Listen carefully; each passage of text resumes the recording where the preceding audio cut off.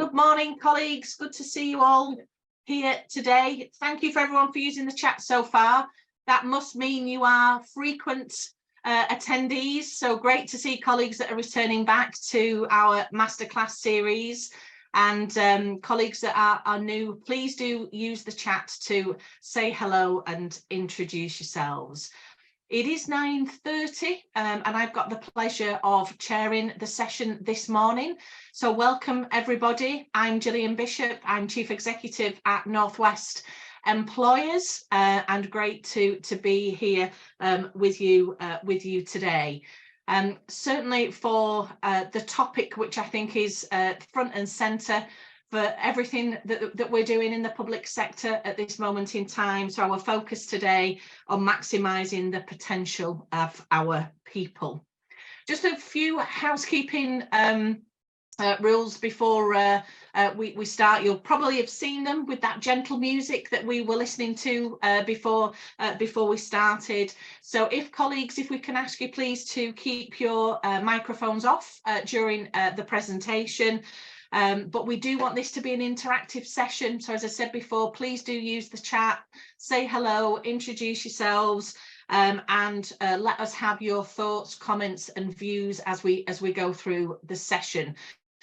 Would be great to hear your thoughts and views. The team will be seeing what themes are emerging in the chat box, identifying kind of key questions and areas, because it's a really useful source of intelligence for us as we go through this session, but obviously for after the session as well.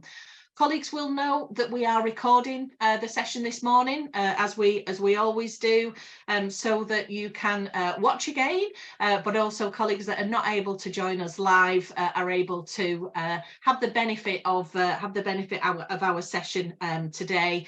And the recording, along with the slides, will be circulated to everybody that's registered and other colleagues that have requested the information.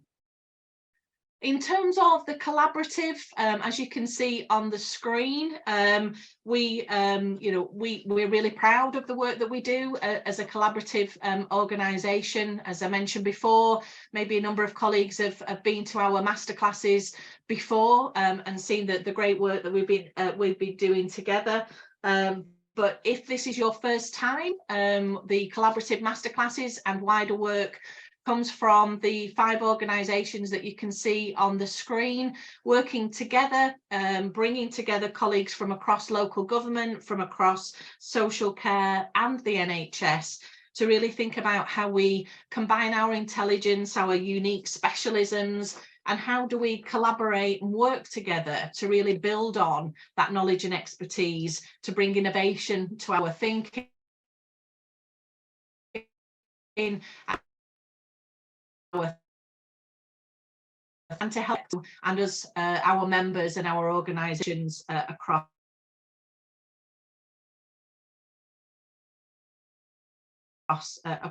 If you want to let us know and we can circulate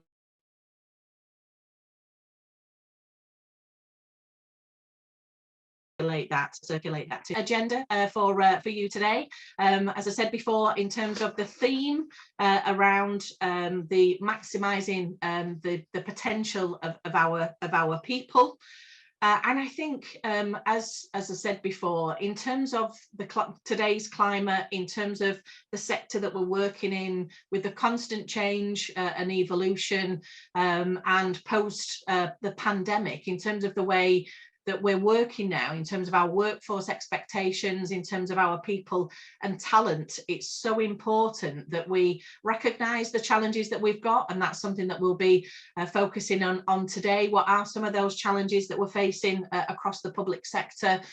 But what are some of the opportunities? What's some of the great works? I firmly believe, being truly committed to working in the public sector for most of my career, that we are innovative. We are always looking for different solutions to our challenges. So again, hearing from colleagues around work that they're doing around addressing skills shortages, recruitment and retention, pay and reward, hybrid working.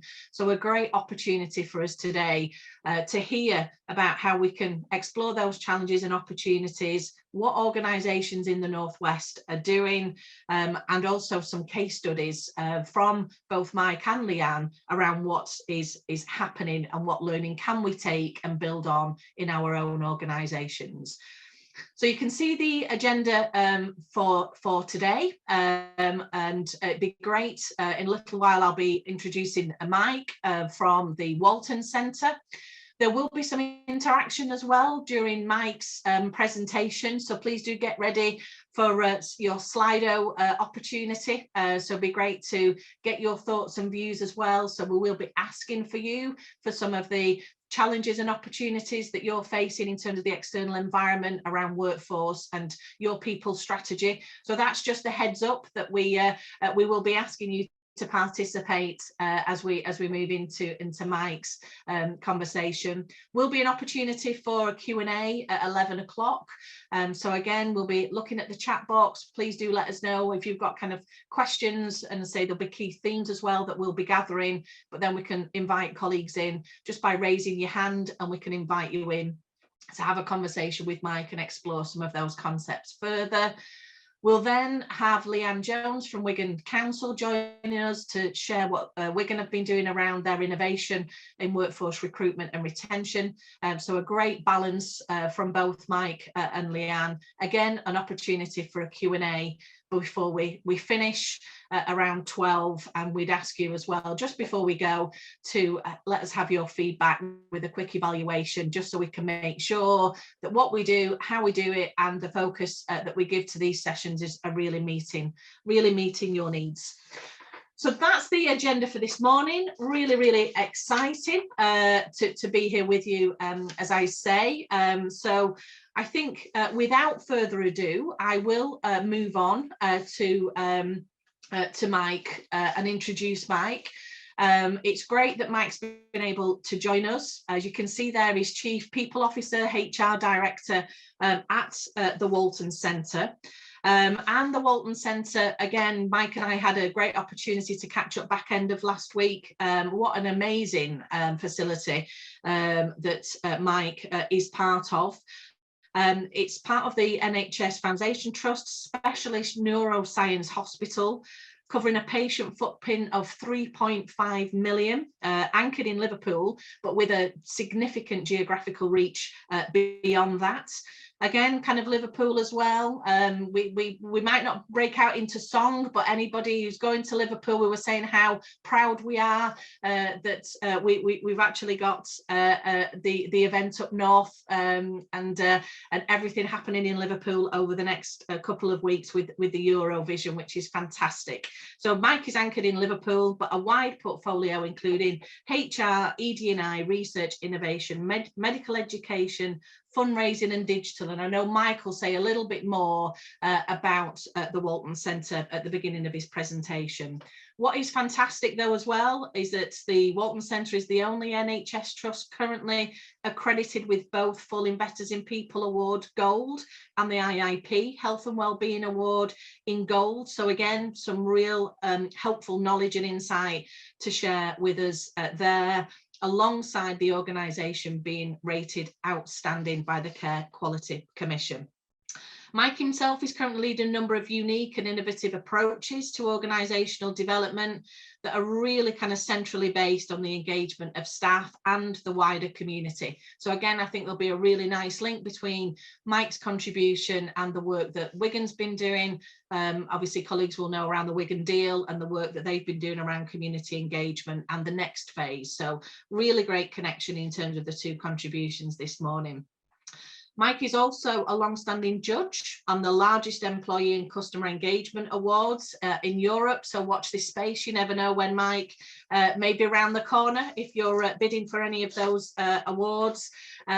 He joined the NHS in 2009, but following a successful career in both social services, local government, and also the third sector. So a fantastic breadth of knowledge and expertise that he's able to bring and share with us this morning.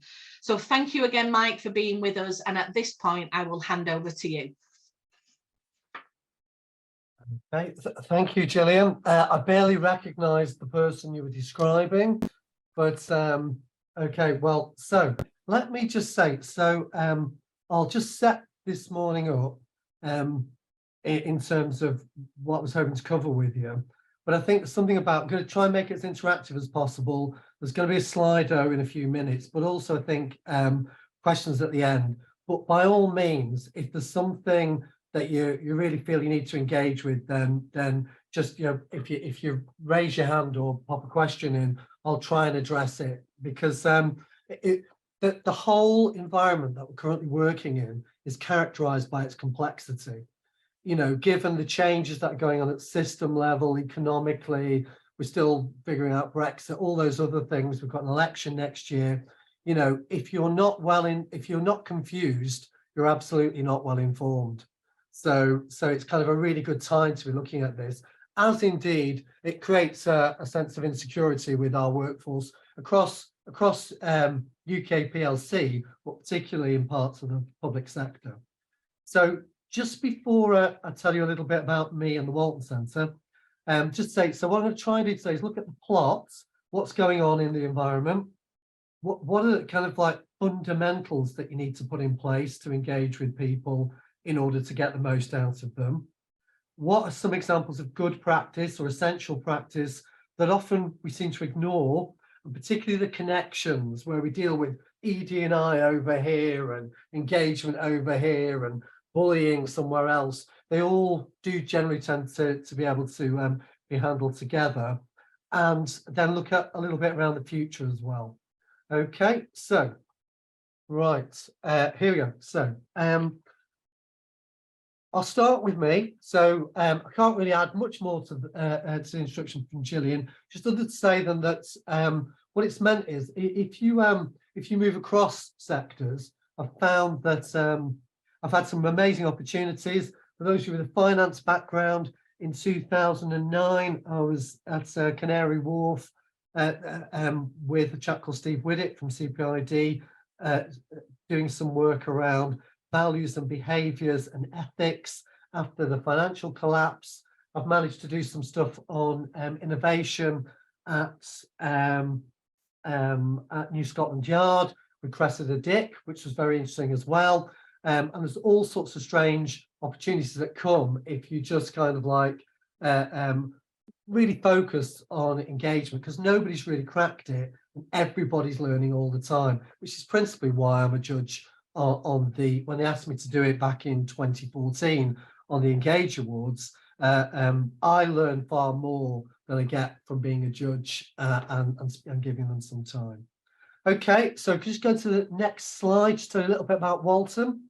So what I didn't want to do is go, oh, we're outstanding and all that, because it's, you know, we're all challenged in different ways.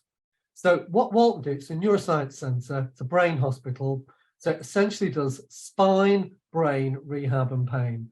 The spinal surgery, should understand, there's a lot of work around pain prevention with spinal patients, particularly those in wheelchair, trying to get the, you know, understanding. We've got some really, really groundbreaking tech that I've been involved in getting that looks at the spine in 3D, so we see people in situ.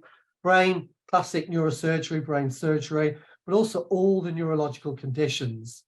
The most numerous number of consultants is actually in headache, and headache's the biggest cause of disability, non-physical, in the world. Rehab, probably not rehabilitation as you know it. So we've had people regularly stay here for a year. They're either recovering from an incredible neurological condition or they've had some kind of major trauma.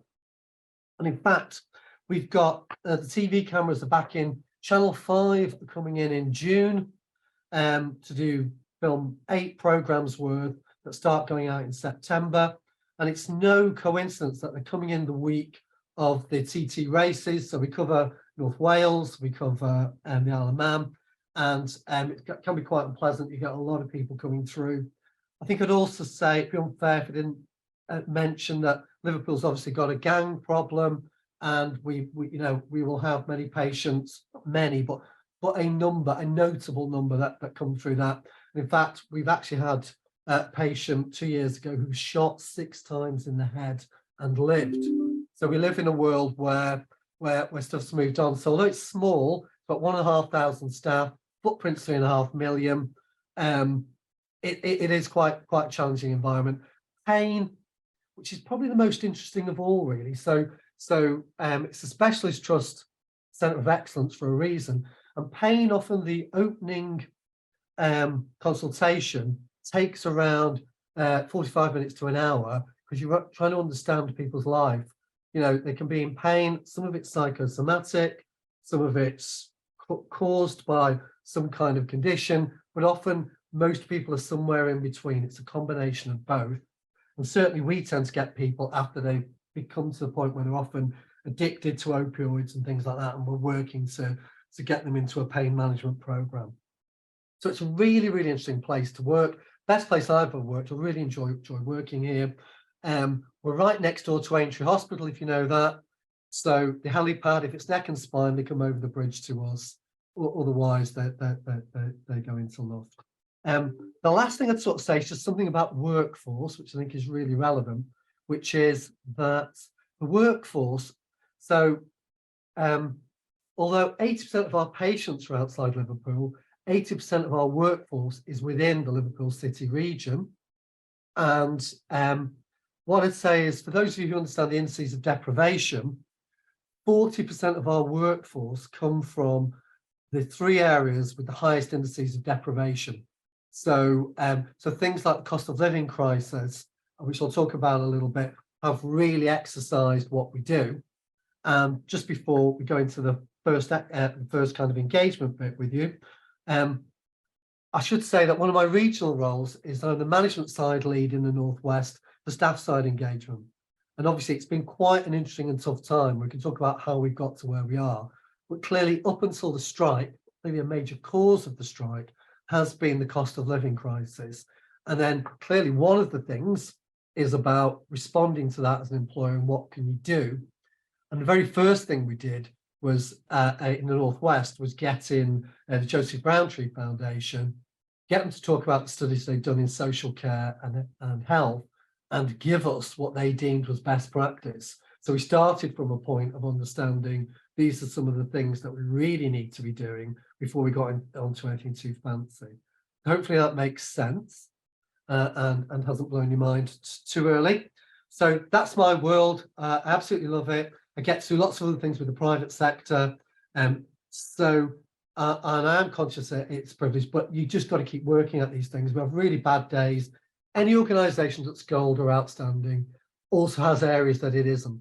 You know, some of the toughest cases I've dealt with certainly in the NHS have been within my organisation, where we've not understood behind closed doors, where managers have perhaps behaved in a different way, and you're trying to get people to speak up. I think the other thing I'll touch on today is ED&I, because I think we're all really challenged by that. But the last thing we need to do is be frightened of it. So with that said, could we just pop into the next slide very briefly, which is just to say, just so you understand that I've been working in a system. So when I was in local government, I worked at Trafford Council. For those of you who know Trafford, so that's great fun. Went Tory Labour in my time. I was in social services. My son is severely learning disabled. And at the point he got diagnosed, I moved into corporate because I kind of thought you can't live it and work it. So that's why I moved corporately. And I was in ACMA for quite some time. When we were doing efficiency work, when it felt like we could still do efficiency work before I think the lemon had been squeezed dry in local government. And I came in on a leadership course into the NHS when my then chief exec left Trafford and went to Surrey County Council. We get a sense there's some of the, we lead the trauma collaborative. We have a Walton Centre charity that I run. But we have a number of programs. So we have consultants in all of the trusts in Cheshire and Merseyside. We're giving mutual aid at the moment to Salford. We provide services in the whole of North Wales. One of our spokes goes to Shrewsbury and Telford. So we will have patients coming. And it's because we have so many specialists, we can occasionally, like we had a case from Germany just before Christmas. So it's a really dynamic and interesting, exciting place to work. And if I'm annoying you, I apologise. But like, I appreciate that where people are in an A&E, it's full on, and their role is slightly different, and they can't get the thinking time. Okay, so with that said, into the first, which will be the slide. I just want to put up the next slide just to say that, are you going to get the slide? So the whole thing is about external environment. So is somebody going to ask the question? Do I come off now? I'm happy to ask the question, Mike, if that's helpful. Yeah, thank you, Gillian. If grown-up could take over, thank you. Super. So colleagues, it'd be really, really great to hear kind of your thoughts and views. Mike's really set, I think, that really helpful context in terms of the work that Walton do, I guess in terms of the broader, you know, political challenges with a small p, cost of living, and a range of key issues that Mike's already shared with us. But I thought it'd be really helpful for us to understand for you in terms of your external environment, what are your key challenges? So please do go on to slido.com or scan the QR code and pop in. You can see the number there, hashtag 2967703. And please, can we ask you and thanks Eve for popping it in the chat, to pop on now, and we will hopefully get to see a fantastic word cloud starting to emerge around some of your key challenges. Thank you, colleagues.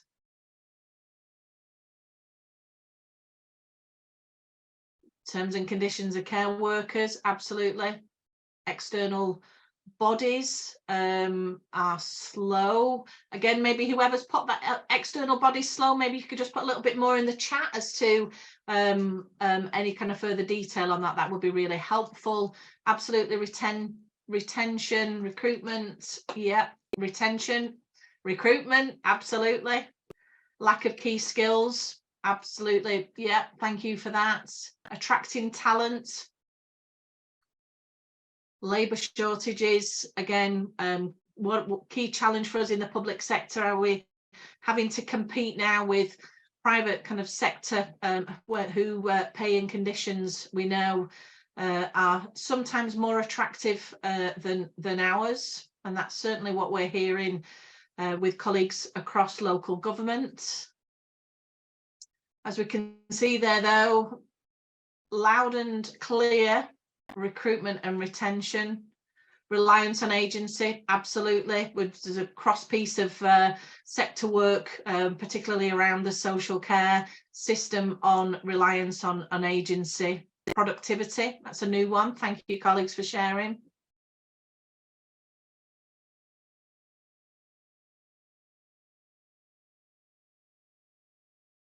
Paying conditions, key one, absolutely. Again, what we've seen, industrial action across the NHS and potentially across local government starting to happen with regards to paying conditions, pay pressures. Yeah, if we think about the financial pressures that we've only got a certain amount in the pot to go around, which does give us pressure across the system. Recruitment freezes, thank you for sharing that one, colleagues. Absolutely. So not just difficulty to attract colleagues, but as well in terms of keeping colleagues as well. Joining up efforts seamlessly. Okay, again, it'll be useful to know a little bit more about that. Is that within organisations? Is that within or across a system? I know within the integrated care boards, that is a challenge as we sit here this morning. Secondments, leaving gaps, yep, brilliant.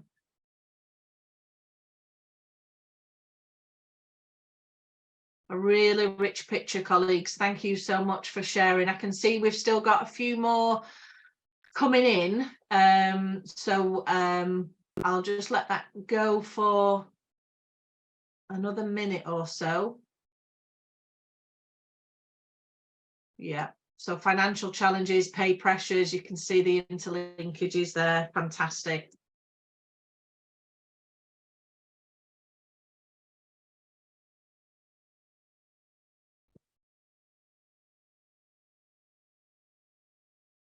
Okay. I think old outdated culture. Interesting. Thank you. And I know, Mike, that is going to be something that you pick up as well in terms of your contribution. So a really powerful mix there of key challenges for the external environment. And the fact that we're all smiling, we keep coming in to work when we've got all of this to contend with is amazing. So huge well done, colleagues. One, for sharing, but two, for kind of keeping focused and looking at how we can create the opportunities and mitigating actions in order to address some of these key challenges. And again, for me, why it's so important for us to have conversations like we are having this morning, one, to share because we're all in the same boat, but two, to come together to actually look at what is working, what some of the ideas are, and certainly how we can take some of the learning. So again, there'll be things that you guys will be doing in your organisations. Please do let us know. Pop it in the chat what you're up to, or any key documents, so we can really share and learn across the system. It is so important that we're able to share with each other. But I think loud and clear, the largest words there. I love how Slido does this for us. Recruitment, as we said at the beginning, recruitment and retention are absolutely front and centre as some of those challenges. And it's just caught my eye there, perceptions of local government, and totally agree. Obviously, Mike was in Trafford, but I think across local government, how do we make it more attractive? Our latest conference, the Northwest Employers Conference, we've really launched a campaign around perceptions of local government, because it's such a fantastic place to be. Public sector across the board creates so many opportunities, yet how do we get that message out there? So again, lots of kind of key hooks there for us to build on and to connect in some of the work that we're talking about this morning, but wider activity as well. Wonderful, brilliant. So that's really helpful, Mike. If I can hand back over to you now, I know that kind of your presentation will pop back up on screen and you'll share with us some of the external environment. Hopefully that's helpful as well, just to get a flavour of what our colleagues on the call this morning are working with as well. Well done, team. Thank you. Okay, brilliant. So I think to respond to a couple of those, so they all interconnect. I think I'd start with local government because so back in 2019, the then Director of Adult Social Services in Liverpool, we met. We actually had an event. The NHS had a recruitment event at Liverpool's football ground, and social care had a recruitment event Everton's football ground, and we just thought, for crying out loud, let's get together. And since then, so we've had before any kind of like legislative changes, we've had a joint strategic workforce group just to try and coordinate some of the activity to get together. That's really important. I think just on some of those though, just while I've got them up, so recruitment and retention, some we'll take through. Eve asked the question about, we've got 40% of our staff from the areas of deprivation. Was it deliberate? No, and it wasn't deliberate to have 80% of the staff local, but it is this thing about, if you don't get your culture right, people won't stay. And if you don't, and if people don't, and motivation, so I'm not going to go off on one thing about motivation, but really quite simple. Most studies tell you that like the two things that you need to do with the workforce is don't bully them and give them some autonomy over the work. And if you do those two things, you will nearly always keep those workers, or you'll certainly, as near as damn it, get the best. I really like the one that said the slowness of external bodies. The system is completely gunked up. It's emerging. So if we just kind of go back in, we'll go into my presentation hopefully in a second. But if you think about the system itself, so it's emerging, it's being designed at the same point where lots of the bodies that are on screen today have got to make 20 or 30% headcount reductions before 2025. there is a degree of us collaborating without the infrastructure to do that. There's a world where I think somebody there said they've got the same old culture. And that's the thing, we've got a set of leaders often, and a set of ways of working. Just pop onto the next slide, please. We've got a way of working that's really designed for the old world. And when I came into the NHS in 2010, it was very much heroic, and heroic leadership goes problem solution. It's short term. It's nice to do those things. And you have to understand this to think about how do I design my organization to be different. So I think, so recruitment and retention I've not put up deliberately because I think it's a theme that runs through. Labour market conditions, you've got them, but just remember what's unusual, certainly in the NHS, is that back office is now the highest turnover. So, you know, basically people who aren't dependent on the NHS for work is the area that's turning over most. Finance, procurement, there's 6 qualified people in procurement, HR, all of these areas are seeing really big turnover. And I think the link in with local government is the highest turnover, certainly up until about February this year in my organisation, was in people on band 2 and 3, the lowest paid. They were going to jobs in both public and private sector. So I know from the exit stuff that people were like, I think the passport office had a recruitment drive. You could work from home, they paid a bit more, and they absolutely took a load of our kind of lowest tier admin support. Pay and reward, just want to say a couple of things on this, because if you understand the problem, then we'll talk about what we're doing about it. There's a couple of things going on. Somebody put productivity. So if the DOFs are on the call, the biggest issue in the NHS is that we're now spending a lot more on staff than we were, significantly more, millions more on staff than we were before the pandemic, but we've got less activity. Now, there's all sorts of reasons behind that. You know, it's hard to be motivated, in a climate where you know, you have got pay freezes, you have got headcount reductions, you have got a cost of living crisis, but quite equally, you've got a very flattened structure for agenda for change in the NHS. And for those of you who don't work in it, you used to, so at 8A, 8B, 8C, band 7, some of these kind of very middle grades, you'd have 5 years of increments, and in a 5-year period, you get to the top of your increment, and that could be a difference of 10 grand, 15 grand.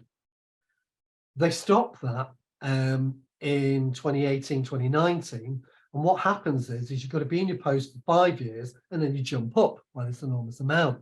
And of course, what that's done is it's made the annual cost of living increase really important, and far more important than it ever was. And we're seeing strike action, not just because cost of living, but we're also seeing people getting rebanded, because after 2 or 3 years, you were getting a bit more with your increments. You felt satisfied, you felt you were developing. Now you virtually can do the job after 2 or 3 years, but you've not seen your salary shift. So you go for a rebanding and they often leap up. And I'm seeing it everywhere where people are going from 8A to 8B or 7 to 8A. And there is no increase in productivity. It's an increase in salary because you're jumping up. And hopefully that makes sense to people. Terms and conditions in local government and care in particular are really important. And I'll talk a bit about pride, because the best interview I ever saw for a chief exec in local government was a chap who basically said, how will you know if you're a good chief exec and it's working? He said, when people walk out the door of the town hall, they'll keep their badges on because they're proud to work here.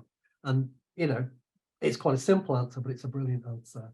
But if I should ever go for a senior job within local government, I would have up the sleeve. So pay and reward, quite important. Aging workforce, a lot of people didn't mention this, but we've got some real challenge now.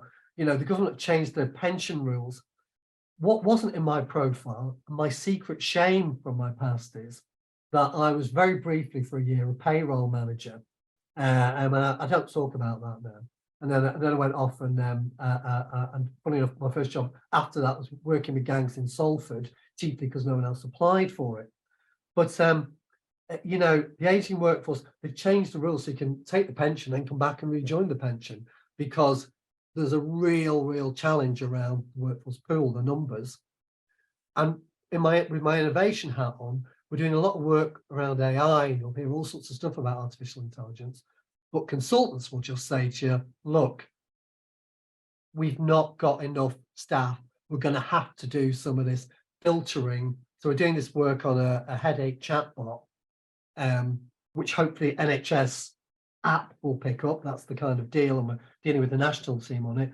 But there just isn't enough people, so we're going to have to use some of those techniques to shape and help filter and understand demand and sort it out before we tackle issues. Merging system, really important. That thing about external bodies being slow. This system is emerging, feels pretty chaotic. You know, in Liverpool, so I've the last 18 months I've been over digital, and I've been nobody likes digital. Everyone complains about it, generally around connectivity and slowness, and also the interconnectivity of systems. But in Liverpool, in Cheshire and Merseyside alone, the ICB haven't quite got their team ready yet. We've got a big trust in Luft that runs a group structure, so their top team think they're strategic and want to play a strategic role. They have got their act together, and they've got a view, and we've got 3 separate coalitions or partnerships emerging, and it's virtually impossible to know. I can do short-term work, but I don't really know what's going to be the landscape going forward. And people aren't very reactive at the moment because they're dealing with the most stressed people I'm actually seeing, funny enough, aren't people in A&Es. They're people working in the system, particularly if they're trying to do a big headcount reduction at the moment. And lots of those initiatives are because people are trying to do stuff to say, look at me, you know, I don't want to lose my job. This is classic human behavior. And finally, the politics, we've got a real handle on that. But I would just say politically, just to be really clear, we've got an election as well next year. So I was talking to an ICB chief exec in the Midlands last week who had survived balancing the books. It's you know, it's a fiction, some of the things, just to get the you know, some of the savings that proposed for this year. But actually, and colleagues in local government know that, you know, they are, you know, the front line in terms of having gone through the savings agenda. But a lot of people are just holding on, hoping that the new government, potentially Labour government, would have a slightly different view on how we do it. But Wes Streeting, who's coming here in September, so he's the Labour shadow minister, is really clear that he will do a reorganisation, and that will be for both health and social care, because the money is limited. Right, so if that's okay, just check. So you've got a sense of what's going on. It feels chaotic, but a lot of it really comes down to, in your organisation, what can you do? So next slide, please. So you have to set the cultural conditions. You have to grip it. And I'll show you how I do that in a second. I've got one tiny bit of theory. Grab the next slide. This is from my days. It's still my favourite OD practitioner was a woman called Mi Yang Chung Judge, who did a lot. She died, unfortunately, but she trained a lot of OD professionals that still are in our orbit.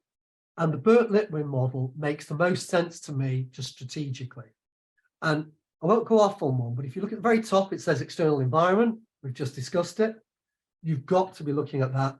And the 4 boxes to look at is that second tier, transformational factors, mission and strategy, leadership, and culture. But if you've not got a clear purpose and strategy, so in the Walton, we're a centre of excellence. So it's to be the best in these areas and to support patient care by supporting other organisations. I meet chief execs who don't know our consultants run clinics in their trusts, you know. But that's, so we're very clear about our mission, leadership, because the person who talked about the old style leadership is right.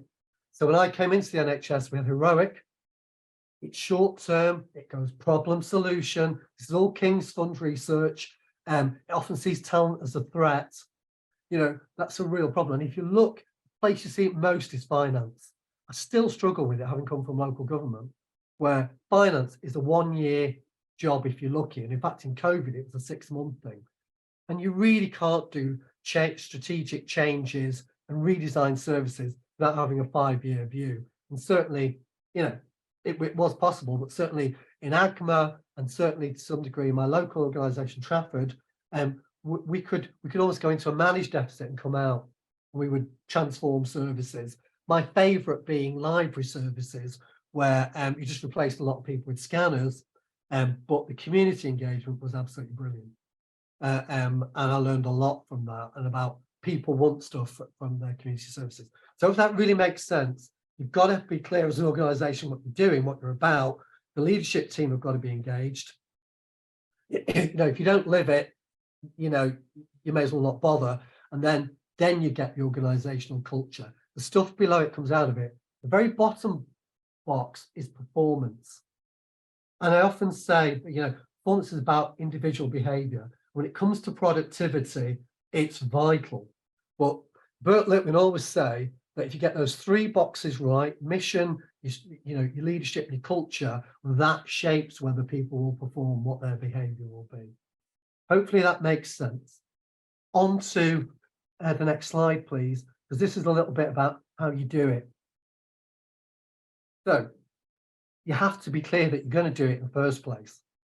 And that's part of the problem, really, in terms of people on the outside often think the NHS is the same, whereas actually, you know, managers, leaders, people, what we allow, what we don't allow, what we want to achieve sets the culture.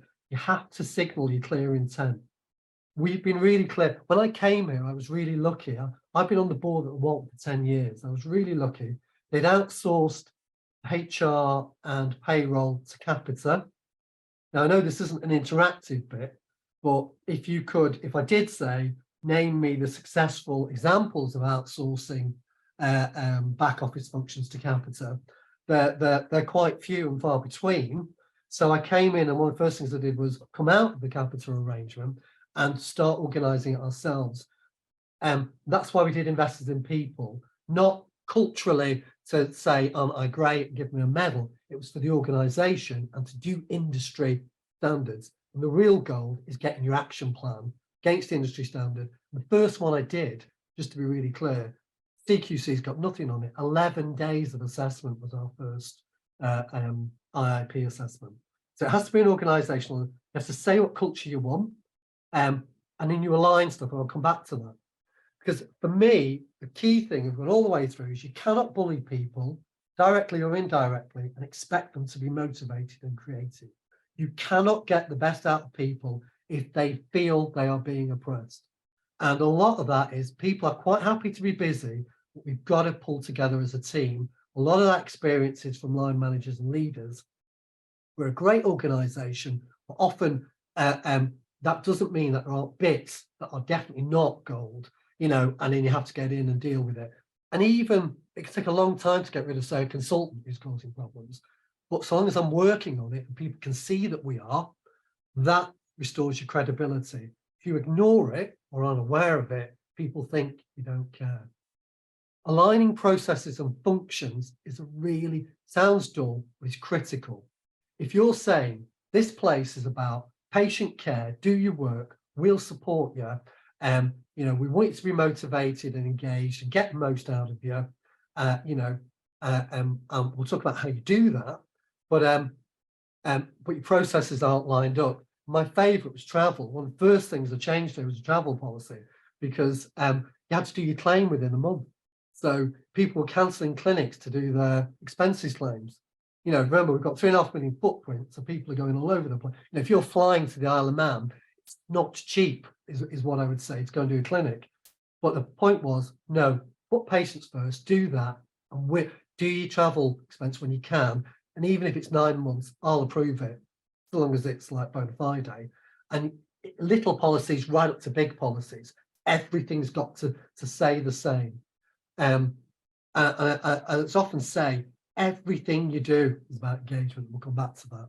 Hertzberg's hygiene, the motivator factors, not going to talk about that. We're going to say, you know, self-actualization is about, you know, feeling this, you know, it's about being in a workplace where you feel you can make a contribution, you feel valued. And also, I say to people when I do the induction here, that if you don't feel you can make a fool of yourself and ask a daft question, then we're not in a safe working environment. And the final one of those, leadership. And it's about, you know, people know. If, you know, if you bring in your mates into senior jobs, people know. Don't think stuff won't get out. If you know, you can put talent in the field, but you've got to go through processes. You've got to try and not have favorites. You've got to try, and if you see difficult behavior, challenge it there and then, and you're actually setting, you're living the values of the organization. The key one here is openness. And if you're transparent about stuff, I have secrets, but only when I'm dealing with somebody professionally and I'm bound by data restrictions, you know, we're going through managing performance, things like that. But otherwise, the strategy is not a secret, the work we're doing is not a secret, the way we're trying to engage with patients, the people I want to do with it. If you're talented, I want you to know that. I'll talk a little bit about that. Next slide, please. ED&I, part of the cultural conditions. So at a fundamental level, I'm saying it's not complicated. It's about bringing your whole self to work. If people are going to be creative, add value, you know, I've got a talent pipeline, so I've got a project pipeline for both the charity and for innovation that's huge. But people don't have when we didn't have innovation here, often people felt, well, you don't really want them or you've not got the money for it. But people need to feel that they can express themselves wholly. And whether that's in terms of race or gender or disability or sexual orientation, it's the same as, you know, I've got some really specialist consultants who are potentially on the spectrum. You know, if you meet a brain surgeon who's going to take the back of your skull off and he's presenting like Bruce Forsyth, you might be reasonable to think that he's not a typical brain surgeon, and you might just want to check he is one. What I'd say to you is that the staff networks we've got, so our at-race group, our LGBTQ plus group, our disability group, I run ED&I, but we have health inequalities board group that goes absolutely to the top of the organisation, because I could suppress stuff, I could control, I might misunderstand stuff. The chief exec and the board need to see this stuff. Now, let me come back to, I don't know, did a hand go up there or not? Because I can only see the chat and this. But so. No, you're fine, Mike, keep going. We'll take questions at the end. Thanks. Right. And then a practical plan is essential. So things like ED&I, talent, engagement, moving people, doesn't happen. And I'm going to talk to you about that. This stuff isn't abstract, it's dead practical as well. So I'm just going to show you how you do that. I think in one of the things I sent through, I said, basically it's a bluffer's guide to succession planning. Well, I'll explain why that is fundamental to retention and to delivering with ED&I. Next slide, please. So for me, culture's easy. It's all about engagement. And I'm going to tell you what I engage with as well. So the only clever quote in my presentation is this. Not a huge fan of Stephen Covey, but I think this is brilliant. I spend my entire time in committee being challenged on sickness or appraisal rates or, you know, this, that, and the other.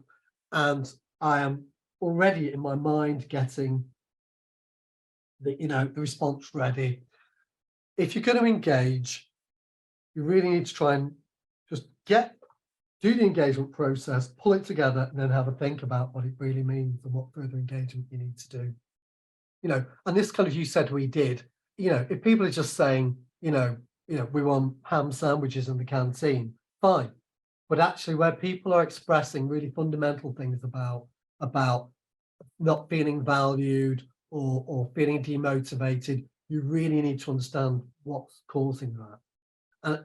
And HR people say this all the time. My top reason for staff being off sick is stress or depression, open brackets, non-work related. So you need to understand that and then think about, so the health and wellbeing offer needs to reach way beyond your organisation. Hopefully that makes sense. Next one.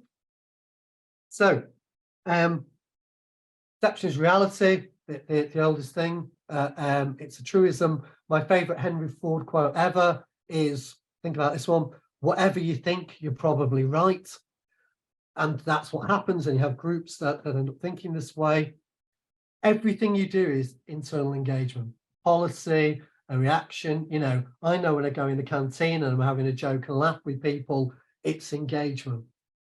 And then, so think about things below that: leadership, people engagements, your people, processes, policies, strategies, your partnerships, your resources, all of those things.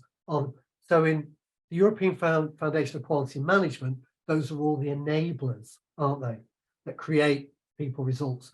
All of those things need to have some kind of coherence and some mindfulness, or to be mindful of the culture you want to set. Okay, it's really simple. I learned this in local government, in social services. It used to be valuing staff to value service users, value staff to value patients. I do not pretend to be a consultant or anything. My job is to support staff. That's what I do.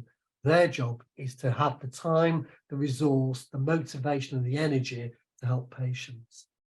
So what did I do? So, and this is really it. When I came in and all the way through, I don't set people's pay. So, you know, that's the reality of where I'm at. Where I've engaged staff side right from day one, and most engagement we do regionally and locally, is on health and wellbeing. And we've been doing it for over 10 years. And what that means is that because we don't pay wages, it's a non-confrontational way of engaging with staff side, with staff. So, you know, often, you know, somebody, you know, we have a practical offer, netball teams, cricket teams, all this kind of stuff, art classes. People say, I want to run it, we'll give it a go, put a bit of money in, see if it works.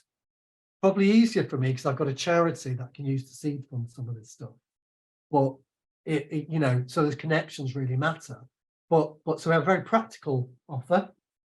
We have a dietary offer, so around what you eat, and you can imagine how that works. But we have dietitians on site, so we've been able to shape that with them.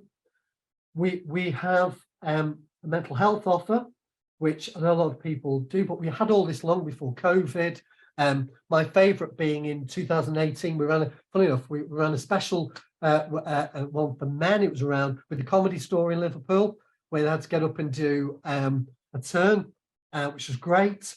I think a lot of the mental health benefits and the confidence they got from it was slightly undermined by how much they drank before they got on stage, but that's probably for another day.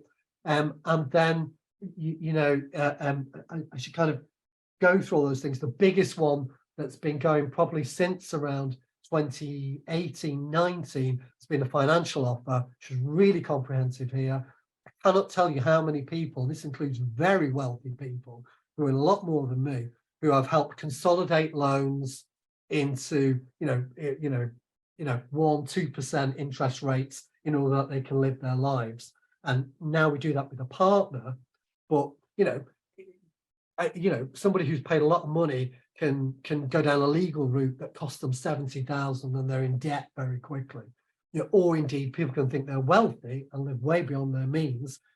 People can do that, as a care assistant, but you can also do that as a consultant. So you've got that whole offer.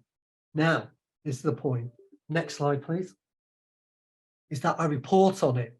Now, hopefully you'll get the slides from today, but I'm really pleased with this. So the reason that we're doing so well in the industry standard for health and wellbeing is we report on it. And that's a balanced scorecard. So I've got 4 things that I report on monthly to the Business Performance Committee. One is around the stuff, so as I'm looking at the screen, the top left is the stuff you'd expect. Absenteeism, reasons for absenteeism, the total number of days sickness, who's long and short-term sickness, and that's really important, and that's core stuff. Then on the right-hand side is some of the proactive stuff we're doing. So that's the number of health checks. So what you're doing is taking a number of we're getting out to people. We've got a health and wellbeing hub that Saffron Caudry came and opened a couple of weeks ago. We've got an online offer. We've got, people can go and have their blood tested, all sorts of things done on site for a hospital. But actually, you need to make time to do it, and you need to report back and say staff are doing it. And it's amazing how many people do get referred on for and you can see there, are referred to GP. There was a year to date, 20% of people have been who've had a health check have been referred. It's voluntary. Have been referred to a GP. The bottom right is wellbeing engagement. All the things I'm doing to tell people, and some of it's absolutely what I've learned being over digital in the last year and a half is that whole digital exclusion agenda. Some of it's really verbal, it's posters, it's telling people, it's mentioning it to people in a random way because I suspect they might need to know about it. But we do workshops, we do all sorts of those things. And we have lots of classes. So I think we were one, the Northwest, I'm proud to say, in the NHS was the first to adopt a menopause policy.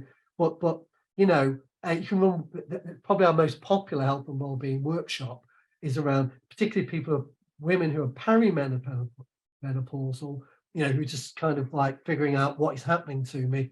In fact, the union in midwifery had an initiative that they called "I Used to Be Good," and they supported us in a number of things we're doing.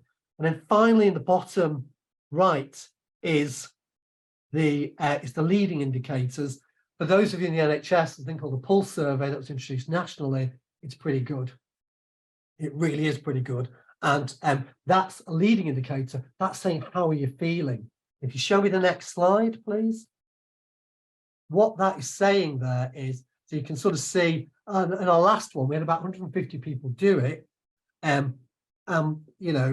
These are some of the things they felt. But if you look at the yellow box, that's anxiety level. If you'll open up, so a group of people spontaneously said, I'm feeling anxious, or something around that. And okay, we've got more people feeling positive, but you can monitor that, try and get ahead of it. The Pulse survey results for the last 3 months are due out. They will be terrible because they were during industrial action, etc. The nurses had a strike for the first time. We will really struggle. They struggled to run a strike, if I'm being honest, initially, because they hadn't done it, but it did set people against each other. How do we cover the wards and yet, have a strike? So we support everyone's right for industrial action and to have a pay claim, but you've still got to keep intensive care, fully staffed. And there's a real tension there. And then when you put a load of doctors in to do it, that creates tension between doctors and nurses. When the junior doctors go on strike and the senior consultants all then go back down on the ward, that creates some tension. You need a lot of maturity and you need a culture that allows people to be open to get through that and not to create problems. So just before I go to the next slide, so I hope that gives you a sense of, so I've really focused on well-being, culture of engagement, used well-being. What else can I do other than look after the welfare of the workforce?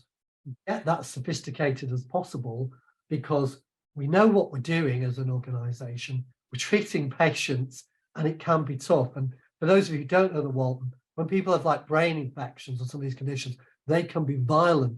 So it's a bit like Jekyll and Hyde. We can have somebody who's in for 3 months having a plasma flush because they've had a brain infection. But in that period, when they come in, they can often be utterly, completely disinhibited. They can be violent, sexually, inappropriate, turning beds over, everything. Plasma flush, it's an illness, and they go out, and we often don't tell them how they've behaved because they have no idea what was going on. But so it's a tough job. So your job is to recognize that. I can't make that disappear, but what can I do? And during COVID, what was amazing was things like, I didn't work from home. My team did, but obviously I needed to be visible. It was really interesting. Things like going down, giving out hand cream, somebody coming down, Easter eggs, all those kind of things. Those little things really did matter at that point, which was fabulous. And remember, you really need your value base in tough times, and that's what we're going into right now. So the people who behaved badly beforehand, God knows what they're going to be like over the next couple of years. So practically, here's something you can do. Next slide, please. You need to particularly understand your business critical roles. So I spend a lot of time with the private sector, just around some innovation stuff, but I do some stuff with professional Liverpool. And they let me do this here. You can work beyond your boundaries, and talk about that at the end. But some roles are business critical and they're not necessarily senior. So in HR, we have two business critical roles. One is the medical staffing manager, and she sets the rotas for junior doctors. She is business critical, and that role is. And one is the workforce data person. They're absolutely brilliant, and we need that data really in a timely way. The rest of us, you can go out to the labour market, you can get somebody like us to some degree or another. So you've got to do succession planning. Not talent management, those kind of things. It's succession planning. Have you got somebody coming up? And there's a tension, isn't there? Because, we're bringing people up, but we want to get the best from the labour market. Perversely, people say to me, turnover's too high at board, but then they want to see more people with protected characteristics come into the organisation. Well, if I don't have high turnover or some turnover, I'm not going to be able to do that and do any positive action. So succession plan is quite easy. You talk to people about their intention. We do it in the appraisal process. Are you going to be here next year? Where are you in your life? So so the management training that we run here is called building rapport. It's just about, you cannot manage people if you don't know them and understand them. So building rapport, and in the appraisal process, you ask people. So it's amazing. I lost my best ever trainer. I was telling them when we were practicing this. We were talking about what we do today. She fell in love with someone in Birmingham and moved, and I knew she was going to move. So I was succession planning from the point that she announced she'd fallen in love. I've seen that look in people before, and I knew I'd lost her. So, but quite equally, you can see that people are, partners have moved to London, or they're looking at other areas. Just let's be grown up. Tell me if you're moving on. I'll let anybody go, but can we at least start to plan your successor? If you go by blessing. If you've told me and you've actually started to, we've looked at how we can backfill if possible. So, and this is really important about pay bands. So this is really important. How do you do it? So in the NHS, for a few years now, we've had an ambition to move BME staff through the band 7 glass ceiling. Now, I've got in trouble on a couple of things, because regionally, because the regional infrastructure doesn't exist, it's like, so I do reciprocal mentoring, but and I will help people get through the glass ceiling at band 7, but typically outside my organisation, and often it may be in another sector. It doesn't matter, the people are getting on. The trouble is we don't measure it. One of the things I need the ICB to measure is, how many people are breaking through as a system rather than in an organisation, because you skill people up. Doesn't matter where they go. I'd like them to stay in the NHS, and normally they do, but you want to get them through that glass ceiling. Now, how do you do that? So you have to do some succession planning. Next slide, please. Yeah. But you have to do this as part of your business planning process. I was talking to Chris Cutts, because I'd love to do this electronically, but I've not been able to do it so far. Very simple. For those of you who haven't seen this, this is what's the likelihood of somebody leaving on the left-hand side axis, on the bottom axis, what's their impact? Now, it's quite difficult, because some people get very upset. Doesn't mean they're not good, but actually they're in, I can replace them from the labour market, or I've got somebody already lined up. In intensive care, virtually the whole department are in the box. In some areas, very few are. Now, when you've got a department, I didn't put the slide on, I will send it on, but like I get them to fill in a matrix. And so just to sort of, so I will get a matrix. Part of the reason we do so well in investors and CQC is that they'll say, who is the person? It's not like fictitious, but these are the people who are likely to leave. I've got 20% turnover in ITU, you know, or these are the posts. If it's generally in nursing or care assistant, what's the risk around people leaving? What's the successor's name? What's their current status? What training do they need to do? And what's the timescale? 6, 12 months to step up. And that then informs the training needs analysis. And in the chaos and the noise, you can forget all of that. But you've got to engage with your workforce, and you've got to do this. Now, there is a contradiction here, because you can quite equally be stood there going, I've got 10 people in my ITU that need to step up to become a senior nurse or to become an ACCP. So they're the care practitioners, the acute care practitioners. They're on quite a good salary. Now, if 6 of them were leaving, and all these people haven't got protected characteristics, and at the moment, I'm targeting BME, then I've either got to ring fence some places, or, because it's not going to happen by magic, or I've got to say, I'm going to go to market, make a really strong attempt to bring staff in from the BME community. Or, you know, and we do that a lot at the moment, where we'll advertise on different platforms that we know reach different communities, but they're really hard and disparate groups to reach out to. Or you're saying, right, I need to bring people in at 4, to get them to 5, to get them to band 6, to get them to 7. And if I say that, if I don't achieve my targets for 2025, but I can show the progression that I've done, people will be fine. Where I've not done anything, then I've let everybody down. I'm certainly not fulfilled the remit. And hopefully that makes sense to people. Next slide, please. And then this is coming to the end now. So some of the stuff you've got to do, and you've got to manage it. You've got to engage. You've got to tell people as well what you're doing. You know, you've got to involve people. There isn't a secret. If we've got an ambition to make our workforce look more like the community we serve, we have to tell everyone, look at how we're going to do it.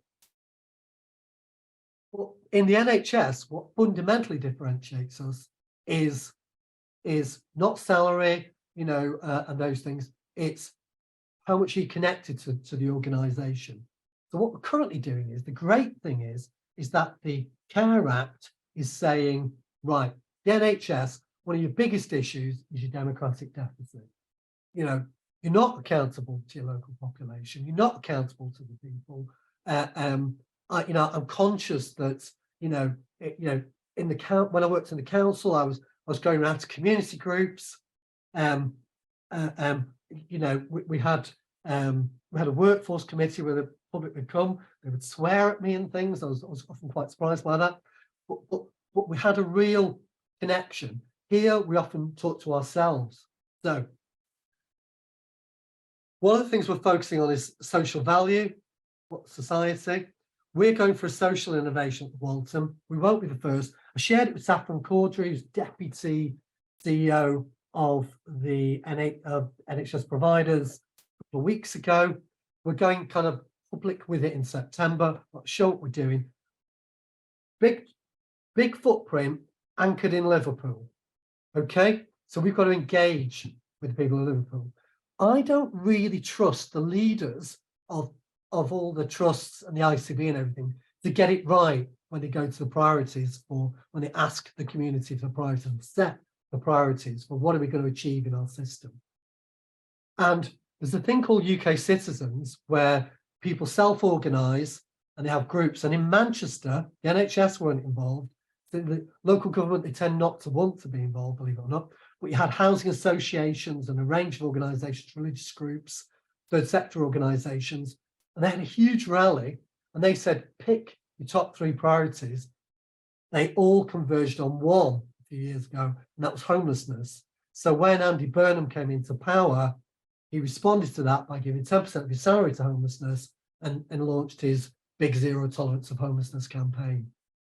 If that happened here, Walton Centre would be great, because homelessness can be a symptom of a neurological impairment.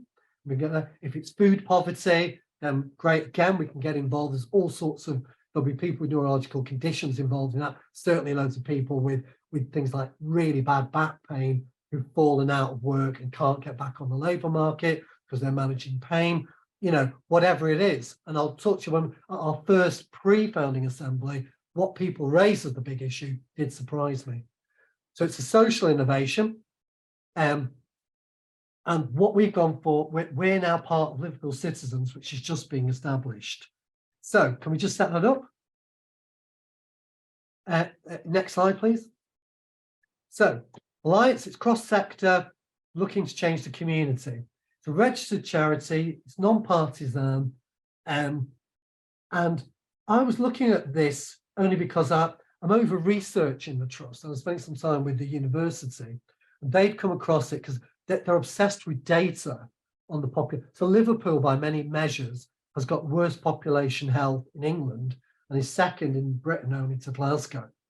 And so they've been interested in all this stuff. But I was saying to them, data's one thing, but basically you've got to ask communities. Trust has become a founder member, and I'll show you the members on the next slide, and you can start to see how this is changing the Walton Centre. So next slide, please. Now, you can see all of this, but we've got a number of housing associations and a number that are going to join. And housing associations have amazed me because they are incredibly, you know, broad in their reach. You know, there's a whole captive audience of people that I can promote the concept of being a governor with, or a NED, or things like that, or recruit people to work. But they're brilliant on social value. And they're showing us a lot in how we generate. And, they will kit out, a block of flats in say Virgin Media Wi-Fi. What their social value deal will be, you need to, for free, set up Wi-Fi in 3, say, community centres or hubs. And then they take the cost of that, they put that in. And so Regenda was the first one I went to talk to, and they just went, yeah, our social value is 13 million. And I nearly fell off my chair, but right, help me do this. Faith is really important. We've got all the groups involved. Now, I have to say, the Jewish group are going to join, but it's a question of whether the Orthodox Jewish group will join, because there's an overarching group, we're trying to get them in. The Muslim group are particularly complex because in Liverpool, we've got a big Somali community, and that's made up of 3 separate tribes almost, so they're very hard to engage. They're about half the Muslim community. And in fact, I'm quite excited because I'm going to community leadership training at the Al Rama Mosque for 2 days next week. And it's the kind of thing you don't get to do in the NHS. I think it's a genuine credibility. But this initiative has allowed us to really engage. The board's fully, obviously I had to get the board to approve it, by the way. And that took about 3 goes because we're quite nervous. We've got a load of education centres, and you'll see what that's done. A lot of charities, including the brain charities, a social charity that works with people who've had brain injury. As you can see, we're the only health one in there. I really hope to change that. Saffron Caudry said to me, what if when you do some engagement, you get a very different thing from the local community than what's set by Luft or what's set by the ICB? I said, well, 2 things really. One, we might wait 5 years for the system, because I don't mean that sarcastically. I mean that, you're creating a system and reducing the staffing numbers by 30%. People are hardly going to be performing at their best. And also it's a clunky way, whereas actually if you go in from the bottom, if I'm at the mosque for 2 days next week, next time I'm looking for an ED and I lead, I've got loads of places I can advertise that I couldn't before, or I can ask for help from. that I could not before. So I just went, I'm just going to do it. We're going to do it, you know, and frankly, you know, if the community have said they want these things and they're their population health priorities, that's what we're going to do. You know, and frankly, come and have a go if you think you've got a stronger mandate. Okay, hopefully that makes sense, but it's a really good way of breaking down all those barriers. Next slide, please. Key developments with a pre-founding assembly. I'll show you pictures from that in a minute. We're helping them recruit an organizer locally. They'll be employed by Citizens UK. But you need someone who's really socially comfortable and somebody who can really organize stuff. I mean, you know, so you're looking for quite a lot for your money. But actually, what you're really looking for someone who's bloody passionate about engagement, because this is not a job you can fake. And then I just need to say something about the values of those relationships. So I get more from housing than just social value, but they are really good, I have to say. Careers of advice and support, you know. So there's an academy across the road from us, the Zackley Academy. We've not been in it for 4 years. It was for Zackley High School. We are going in to talk about, we've got over 400 jobs in the NHS. We're going in to do career stuff with them. Strawberry Fields, Salvation Army, they're amazing work. I'm trying to do some work with the Gangland initiative called Knives Down, Gloves Up. And they are helping us run that, which is really good, because we've got to do something proactive about some of the gang issues. And then also, they are much better at cost of living than us. So they've been able to, we've got warm hubs, you know, they've been able to signpost the food banks, all that stuff really quickly for us. Next slide, we're nearly there, people. Hopefully you're still with me. That's just, so we're upstairs in St George's Hall. I believe the concert was downstairs yesterday. We'll be downstairs for the big one. That's just an example of what was going on. It was full, there's 300 people there.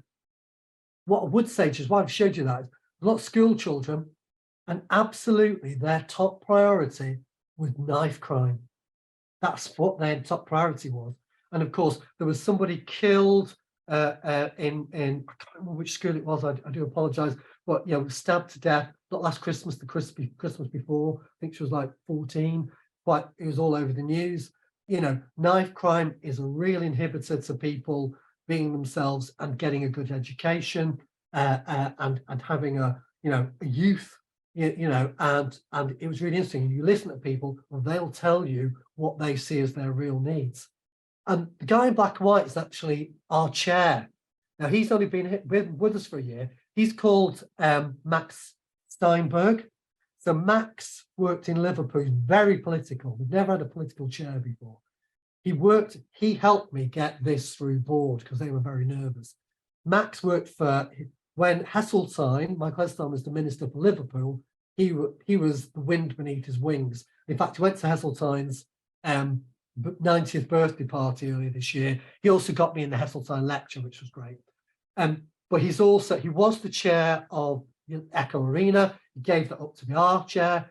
He got tickets for, this is really going to upset Gillian now, he was offered tickets for Eurovision and turned them down. That's the kind of person I want to work for, just say that. And Max is he's also the chair of Shakespeare North. And just to prove that, he gave me a mug. And he's also the chair of the Roy Castle Foundation. Really passionate about Liverpool, really, really knows he doesn't understand health, but does know that he can engage with us. And he's a fantastic source of help. But I think that's really interesting about a lot of what keeps you sane, and a lot of what enables you to navigate this environment is looking outside. And then, if I could just have the next slide. So it is, so if we then look, what are we doing next? Really, we're nearly there in terms of having enough membership. We're going to do we've got a core group in the organisation. It's a diagonal slice. I've got the three main protected characteristics represented, 3 groups. I've got good representation in terms of, people on the front line need to be on there because they need to see what we're doing. We're trying to be part of the community. founding assemblies launch in September, and then we'll do a really big listening campaign. It won't be the Walton, it'll be Liverpool citizens. You know, I'll be going to mosques, not, you know, or to synagogues, or to housing association, you know, meetings, community meetings, not as as somebody from the NHS, but as part of Liverpool citizens. And then what we're asking them to do is say, what are your top priorities? And in fact, we had a meeting last night at 6 till 8 about how could we support around the general election. And a lot of that was really around what are we going to do to support people who can't meet the new requirement for ID, you know, so just to stop people being excluded from the democratic process. So that's really exciting. That makes me confident whatever happens in the system, you know, hopefully more trusts will come and join us, or more organizations, but that makes me really confident that what we're doing is, you know, going to be valid, going to be important. Final slide. So looking beyond boundaries, this is just what you think about yourself. There's always a cause to be optimistic. Don't let it get to you. I meant what I said at the beginning. You're not confused. You're not, you know, you're really not well informed. The people who worry me are the people who aren't confused. They think it's easy, okay? And so there's a few things on there. Look beyond your boundaries for support. My whole model around turnover was when I went to spend some time with Travelodge, who have a model of 20%, they have 80% turnover. You know, so I had 20% nursing turnover and people were worried. I thought, oh, how do I make this work? They showed me what they did and I did nick a few ideas. So get out there. So the Gage Awards, I was actually on the Beeb, would you believe it, doing something on health and wellbeing way back when. And I joined as a judge. It's work, but why not? Why not? Because some of the stuff you just know is beyond reach. You know, I was telling them in the example, so there was a private sector tech organization that won an award a couple of years ago that I was judging, and they had a value base that everyone lived to, but only had 4 things, and the top line said, "Don't be a dickhead." And I did go and see a couple of chief execs about this, and they said, "Look, everyone knows what it really means, but in the NHS, we need 6 pages to explain it." So some stuff you can't do, some stuff you can. You know, some amazing examples of people motivating people. The Tata consultancy that I'm doing some work with around AI, you know, they don't give anybody additional financial bonuses. They let them do things like, if you enter a marathon, they'll pay the gym membership for the year and give them an afternoon off a week to go to the gym and train, or they'll donate money to charity. They do these things that connect us to the world, go beyond our boundaries. I'm on the innovation. I was on the health committee for Professional Liverpool, but now we want to set up an innovation group. So I'm loving that. And just on a, and I'm not joking, this is how how things can happen. This is true. If you Google the Brexit Council for Liverpool, you get like Dame Janet Beers and all these dignitaries. There's only 12 of us and me. And they asked me, because I'd done some private work, private sector stuff, they asked me to be on it. And it's died a death, obviously, in COVID. But like, it's amazing what you get involved in, because of course, Liverpool voted Remain. But if you think about how we generate the economy in Liverpool, well, actually, it would be, you know, if we turned our attention to America, Liverpool's always been the gateway. So whatever you think of Liverpool in the States, so when Steve Rotherham goes to America, the biggest queue is for him, because everyone knows Liverpool, you know, and it still is. It's the 4th biggest tourist destination in Britain, and it's heaving. So just yourself, even if you don't quite know what to do, think about where could you expose yourself somewhere we could do something good, but could really pick up some best practice. And that's me done. Thank you. Wow. Well, virtual round of applause there, Mike. Fantastic. Thank you so very much. What a rich picture. And delivered with such passion and energy. It's certainly the challenges that we talked about in the beginning. I guess in terms of the passion and energy that you bring, it's certainly as helping and driving through your leadership. I think all the work that you've shared with us this morning. Really, we've got some questions which I will come to, and I've just seen Joanne's hand go up, so I'll make sure I bring Joanne in. But I think for me, in terms of reflections, what was really useful is the journey that you sent us on is actually, when we're looking at maximising the potential of our people, it is about what we do externally as well as internally, and how do we really understand the complementary nature of how best we do that. So as you started us off thinking about the external environment, actually that is what is affecting our future workforce, our colleagues now, and colleagues that will want to join us. So really understanding that and shaping our policies, procedures and our approach to that, really important. As well as then, as you took us on the journey around culture, engagement and ED&I, and I know you said, in terms of the model around the Burt-Letwin change model, but actually a lot of what you shared then actually sat within that kind of model when we talk about leadership, culture, mission and strategy. And I think it was very clear for me when you talk about living the values of the organisation, openness, transparency, the way that you then talked about the health and wellbeing offer and succession planning. That for me was a real demonstration of how, through your leadership and the Walton Centre approach, actually asking people what their intentions are and being really purposeful around succession planning.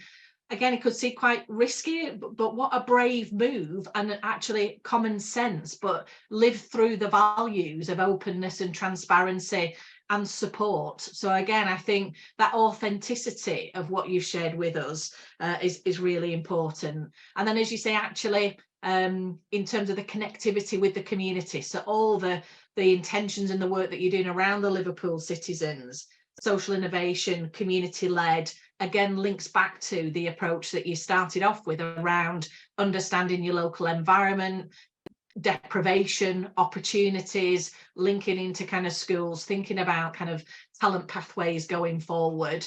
A really great initiative, again, not just to ensure that the Walton Centre gets the skills and knowledge and expertise that it needs, but that as a system and a wider community, there's benefits for local residents and local organisations. So fantastic. So much in there. Really pleased that we've recorded it so we can go back and watch again and take those real fantastic nuggets out as well.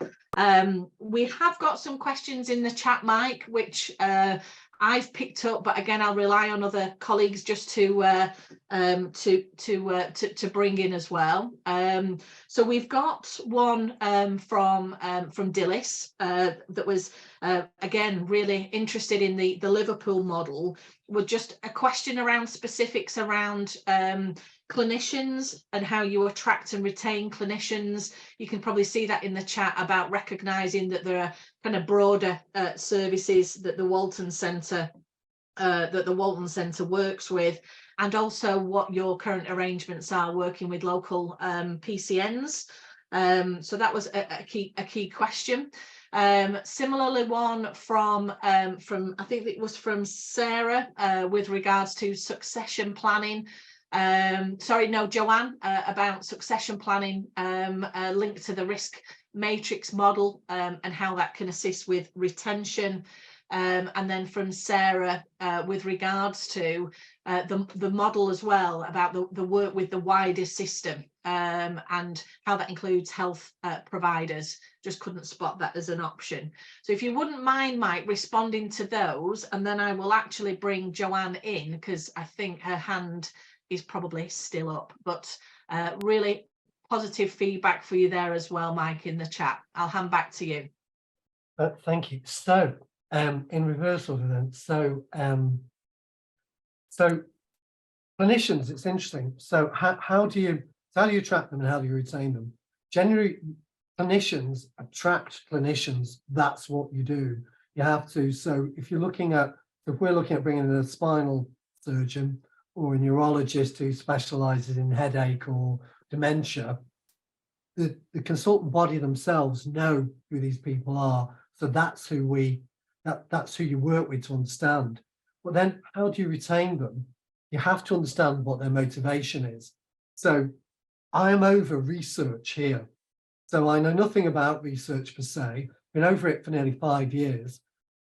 And research is really important, but fundamentally for me, it's really good clinicians that want to do research. I won't keep them unless I can fulfill their research ambitions. So that's what I do. So I look at finding what are the things that consultants want. So research being one, innovation.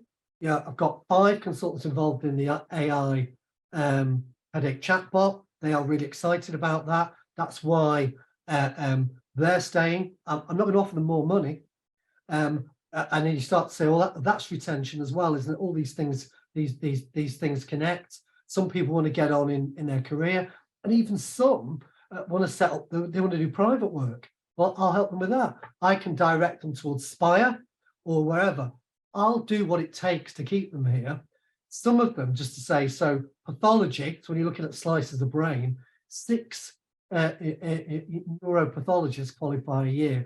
I don't recruit them, I woo them, I beg them. If it would please them to walk all over me in hobnail boots, they can do that, as long as they come and work here, because, you know, we need them more than they need us. So that's what I'd say to you, is a lot of that is about that clinician stuff. But actually as well, a lot of the useful thing about the NHS is we have people in the lowest area of deprivation, so the wealthiest people working in teams, in working with teams with people in the you know, people from the highest areas of deprivation working together in teams. What's really brilliant about the NHS. So hopefully that's helpful. The bit about getting involved. So I saw what the university had been approached and didn't want to get involved. So I just literally approached a housing association, said, you're in it. Could you see if you could get me along to one of the meetings? Went to one of the meetings, and it was in a church in Toxteth, and it was huge. And then I realised, you know, they were just directly engaging with the population, and they were setting it up. And then we got involved, and then they said, well, you've got to, you know, you have to put some money on the table because, you know, it's a paid partnership. So I had to get board to agree and everything, and that was probably the hardest thing. But I got my friends from the housing associations to come to board and present. They turned me down twice before they went, because they were scared. In fact, when Saffron came, she said, actually, it's quite brave. Max, of course, who's been working in the community all his life, was like bewildered. Why is it brave to talk to people? But it is a cultural change. And I don't know who put it in the thought cloud at the beginning, but remember, it's where we come from as well, isn't it? There are clearly some people who are really struggling with it, with this concept. And then the other one around succession planning. Oh, so it's a local PCN networks, by the way. I'm not really sure. So I'm really struggling with place, if I'm being honest. So we're setting up an infrastructure. We've got providers network. We've got an ICB that we're engaging with a bit. We've got a providers network that we're kind of doing a bit with. We've got other groups that are engaging. Place, I've not really understood in Liverpool, if I'm being honest. And I used to do a lot with primary care networks and don't seem to in the current way that was set up. You know, they do attend the Cheshire and Merseyside Staff Partnership Forum, but beyond that, there's not a huge level of engagement. We did do something called Vanguard, so we run a GP helpline. So if you've got headaches and things like that, you can ring us. You know, so we do a few of those things, but that could be better. Is there a new message? All right. So That's am I feedback ready from Sharon, Mike. Sorry? Succession planning and the risk matrix was a question about how that can be used with retention. Right. So the point is that you need to know. So it's a bit like relationships. So whenever you see things about divorce, it's always about, there's these stages, isn't there? And it gets to, I think the final stage is stonewalling. They're just not talking to each other at all. And at that point, if that goes on for a few years, there's only really one outcome. And you know, if you're not engaged, if you're not talking to people, you don't know what they're thinking. They also don't know what you're thinking, which is far more important as well, because, you know, they might just be feeling undervalued, and you can go out and tell them how wonderful they are. So the matrix is really about saying, what are your ambitions? So and then you are literally saying, well, this person would like to, you know, we've got 10% turnover in our band 5. This band 4 would like to be a band 5. We'll get them the training. We're not guaranteeing them a job. We've got to go through an interview. But it's got to be to our advantage. We might lose them, but in the current labour market, we probably won't, because you know, the number of people externally applying is going down at the moment, and the caliber's going down as well. You know, and so that's how it fundamentally helps, because you're moving people through the organisation. And for those of you who recognise my vintage, young people astonish me in that, you know, they'll say, I've been here 6 months and I've not been promoted and I've not had a chance to develop. And, you know, and you've got to listen to them and say, okay, I can develop you. I can't guarantee. I can tell you the interview process will be fair, you know, but, you know, I can develop you into a role. I can't just give you something kind of like randomly. So hopefully that makes sense. So it's really fundamental. And to be honest, we do this quite a bit now with consultants, because often they're going, I'm really pissed off. I want to do this innovation, but they don't tell you. In fact, last thing I'd say on that is, so I'm on the cricket team here, and the captain of the cricket team is, we've got enough Indians for a really good cricket team and enough Germans for a proper football team. Germans do pain. Neurology is really big with a lot of our overseas consultants. Ganesh is the skipper. I know him really well. He wrote an article in The Guardian on artificial intelligence and exoskeletal robotics. Don't worry about that, but that's what he did. He didn't tell anyone. It was at that point I realized, oh my God, he wants to do an innovation. So, and then you go and talk to him, and he'd been dealing with California. He was thinking of leaving. So it's just a really important thing to understand people's ambitions. How can I help?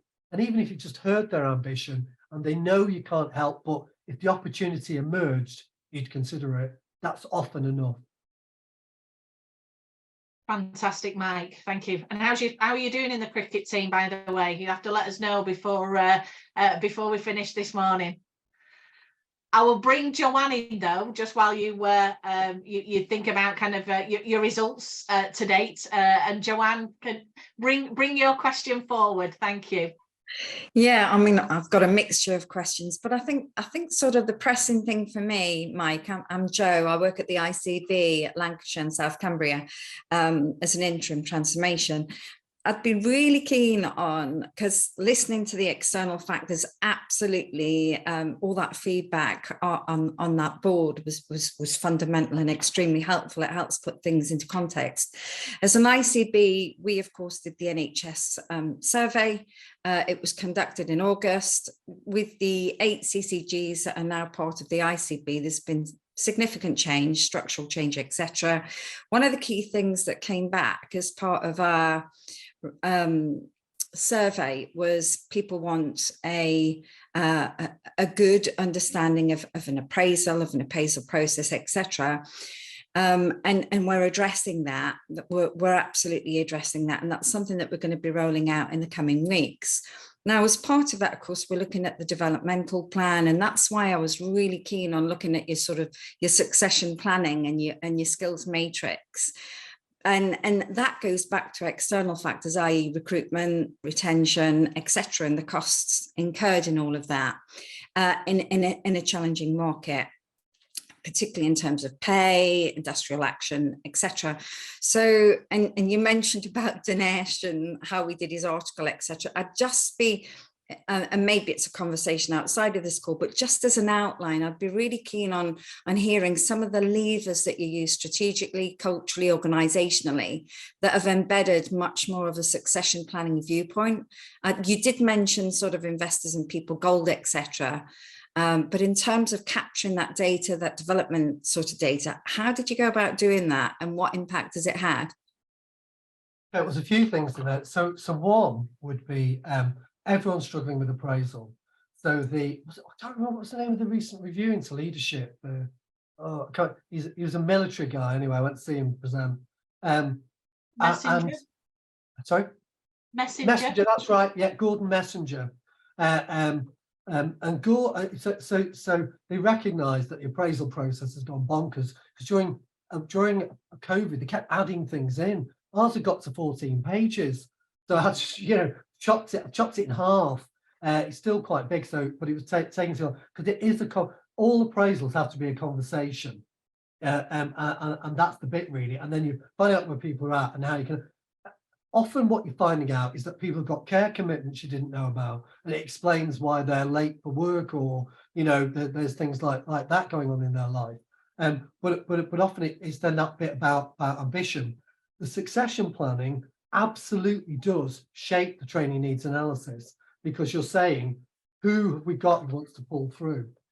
If people want to develop their skill set in a broader way within an organisation, it's something that I was really familiar with in social services.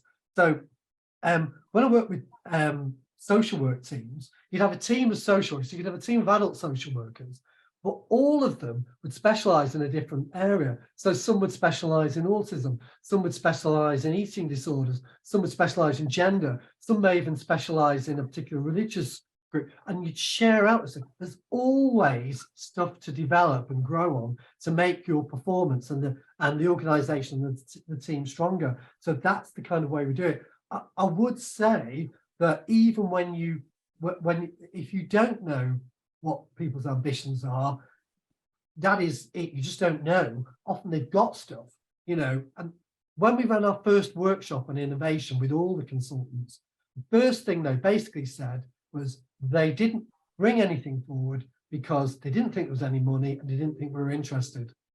So some of that stuff is just getting, you will lose people, but quite equally, you will retain people, and more people want to come and work with you if they think they can develop, and they're working in a culture that's positive. Life's hard. Health and well-being is home life, work life. You can cope with one of them being problematic.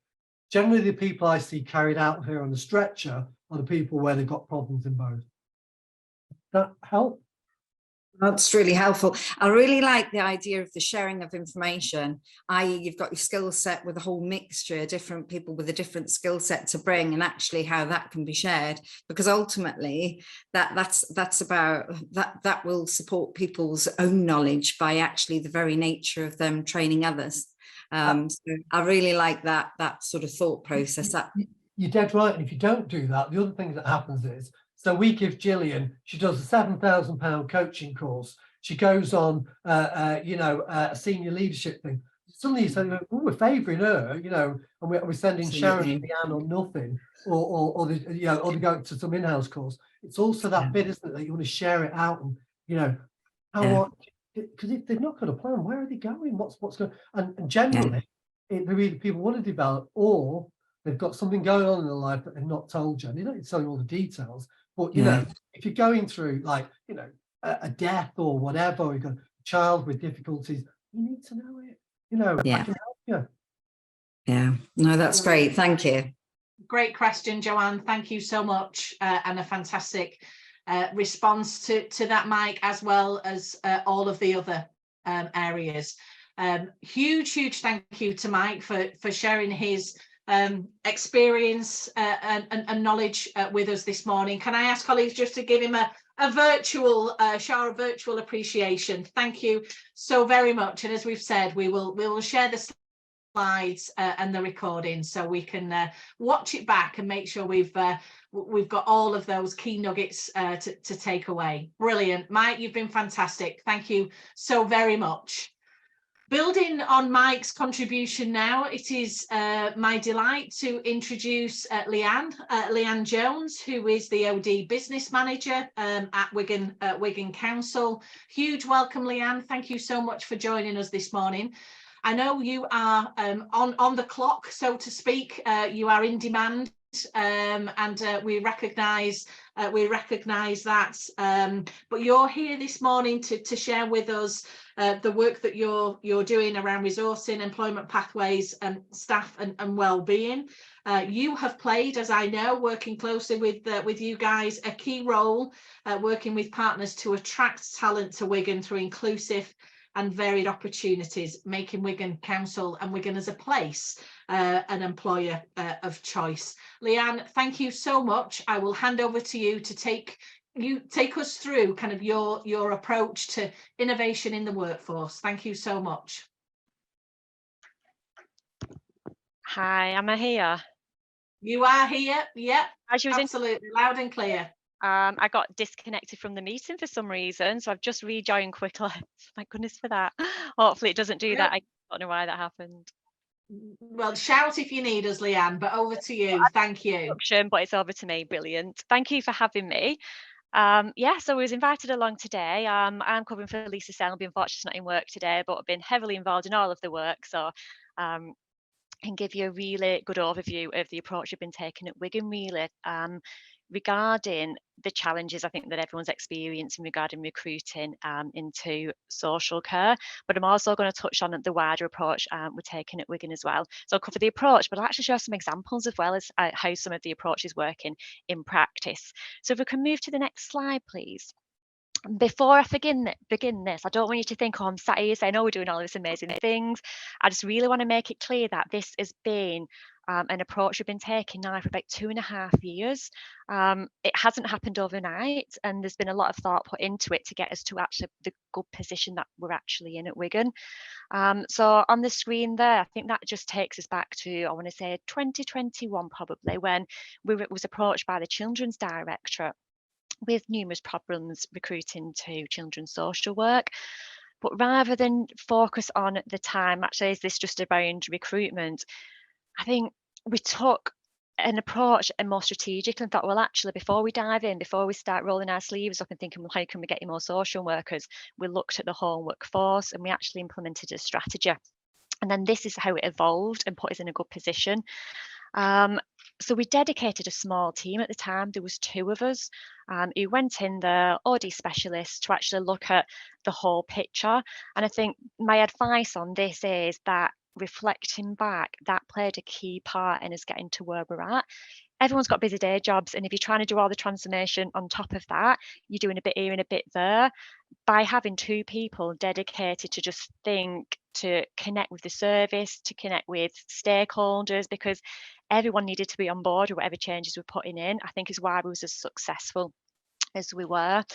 So the next slide, please. As a result of that, so we was in there dedicated for 12 months. And one of the key pieces of work we did in there was to look at recruitment of social workers. It was in the middle of COVID. How do we do that? So we introduced the virtual recruitment events back in early 2021. From the 6 events, we actually recruited 17 social workers, which I think was a great achievement at that time. Since then, we've continued to evolve that approach, and how do we turn those conversations into appointments and make it a great candidate experience. So in the past 18 months, we recruited 76 social workers, which again, in the current market, shows actually what we was doing was proven to be effective. But on top of that, it was also around how do we attract these social workers? It wasn't just around the recruitment campaign, it was around, well, the attraction piece. So we built a social work academy, which was linked to all of the adverts, which helped with a lot of that. And also as well, actually, what would a social worker get from Wigan that they might not get from another local authority? How do we make ourselves stand out from the crowd? So within that, we really looked at our CPD and made sure we shared that at that initial conversation to actually look what you get by coming working at Wigan, along with the rewards and benefits, which I'm sure many of you are doing already. But on the back of that, that's where we actually recognise actually what we're doing is quite innovative. We won the PPMA award, the LGC award, the MJ award, and was highly commended for the LGC. So again, great achievements, but what was really key as well was going in as OD. We didn't want to build things what only worked then for children's, recognising that we was having similar challenges within adults, but also other areas of the organisation as well. So all the time we was thinking we need to build this, and ultimately it's going to be, we was building a ship, it's going to be rolled out wider. So then where did that take us to? And I want to focus more now on actually how then we moved a lot of the learning we've taken from children's into adult social care, because we've got many challenges coming up as well there. So on the next slide, please. The next few slides, I've broken it down actually into different roles and the approach we've taken within each. So first of all, looking at social care roles and the volume of vacancies we got, not just within Wigan Council, but also recognising the support we needed to give to our external providers as well, who were experiencing the same challenges. So what can we do to support everybody with recruiting to those roles? So again, we did that research, we went out into the community, really understood the market, what we're looking at, looked at our recruitment processes, how would people want to apply to these roles? And from that, we actually recognised our recruitment process was a little bit stuffy, it was a little bit long, and it was very traditional, and that was a real big barrier in recruiting to these roles. From that evolved the Care to Join Us, which is a huge campaign. So you saw we heavily invested in that at the time, which was a big gamble, but we knew we needed to attract to and get out there into the neighbourhoods, attract groups of people who necessarily wouldn't look on the Greater.Jobs website or where we typically advertise our vacancies. So once we got the brand, it was all around the brand. It's about you as a person. And it basically said, have you got a big heart? Do you want to support other people and do something great in your local community? It wasn't asking for reams of experience. It was all around the individual and transferable skills. So initially we started with getting that new approach out internal, thinking, do you know what, we've got a huge workforce who probably know people in the borough who may be interested. So we did a spread the word campaign. And from that, within 8 weeks, I want to say, we got 33 offers of employment. And then we went big. Then we was leaflet dropping. Then we was on the bus stops across the borough. Wherever you went in Wigan, you saw it. We was emailing residents in our resident newsletters. So the reach was huge. And from that, we got 504 applications, which showed actually this does work. We've got to change the way we recruit, and people are not going to look for us anymore. We need to look for candidates, and let's get out there. And it showed that actually the money we invested was effective. To date, I mean, these figures are a little bit dated because this is now a continual ongoing campaign. There's one advert out there. If you go on our Wigan Council pages, search Care to Join Us, you'll see a very simple web form. It's not even an application. It's very much express your interest. And then we'll be in touch, we'll have a chat. And that breaks it down as to like which area they prefer to work in of social care. From that, 98 people have come to work with Wigan Council. But then we've also, when the CVs come through, we split them 50-50. So we've gone from having 15 applications a month to over 100 applications a month coming through that inbox. Granted, not all of them might be appointable. And actually, some are just saying, let me have a chat. It might not be for me at this point, but at least we're engaging with potential candidates and investing in that. We split the CVs 50-50, so 50 we send out to our external providers, care homes, supported living services. We know at this point that there's at least 40 people been appointed. However, what's really difficult, and we just need to refine a little bit, is how do we keep capturing that data? Because once the CVs go out to numerous different organisations, we lose track a little bit. So we do know that number is bigger. But definitely proving effective in saving time for recruiting managers, because they're not continually having to rechurn adverts out, advertise, wait 3 weeks, then do your shortlisting. There's always people sat there waiting to be shortlisted and to have a conversation with. So that will continue. The next slide, please, talks, it's just an example. This is what it looks like. This is what you might see on a bus stop if you come to Wigan. It's just all around making a difference with members of our team on there. But then looking at social workers, and we all know that they're like gold at the minute, aren't they? How do we attract social workers in such a competitive market? And how do we capture busy people? Okay, so sometimes people may not be thinking, oh, I want to move, or they might be thinking, I want to move, but come the weekend, they're busy going to a coronation party and not filling an application form in because they've already got a role, do you know what? But how do we tempt them to go from contemplating a move to actually making that move is what we're focusing on.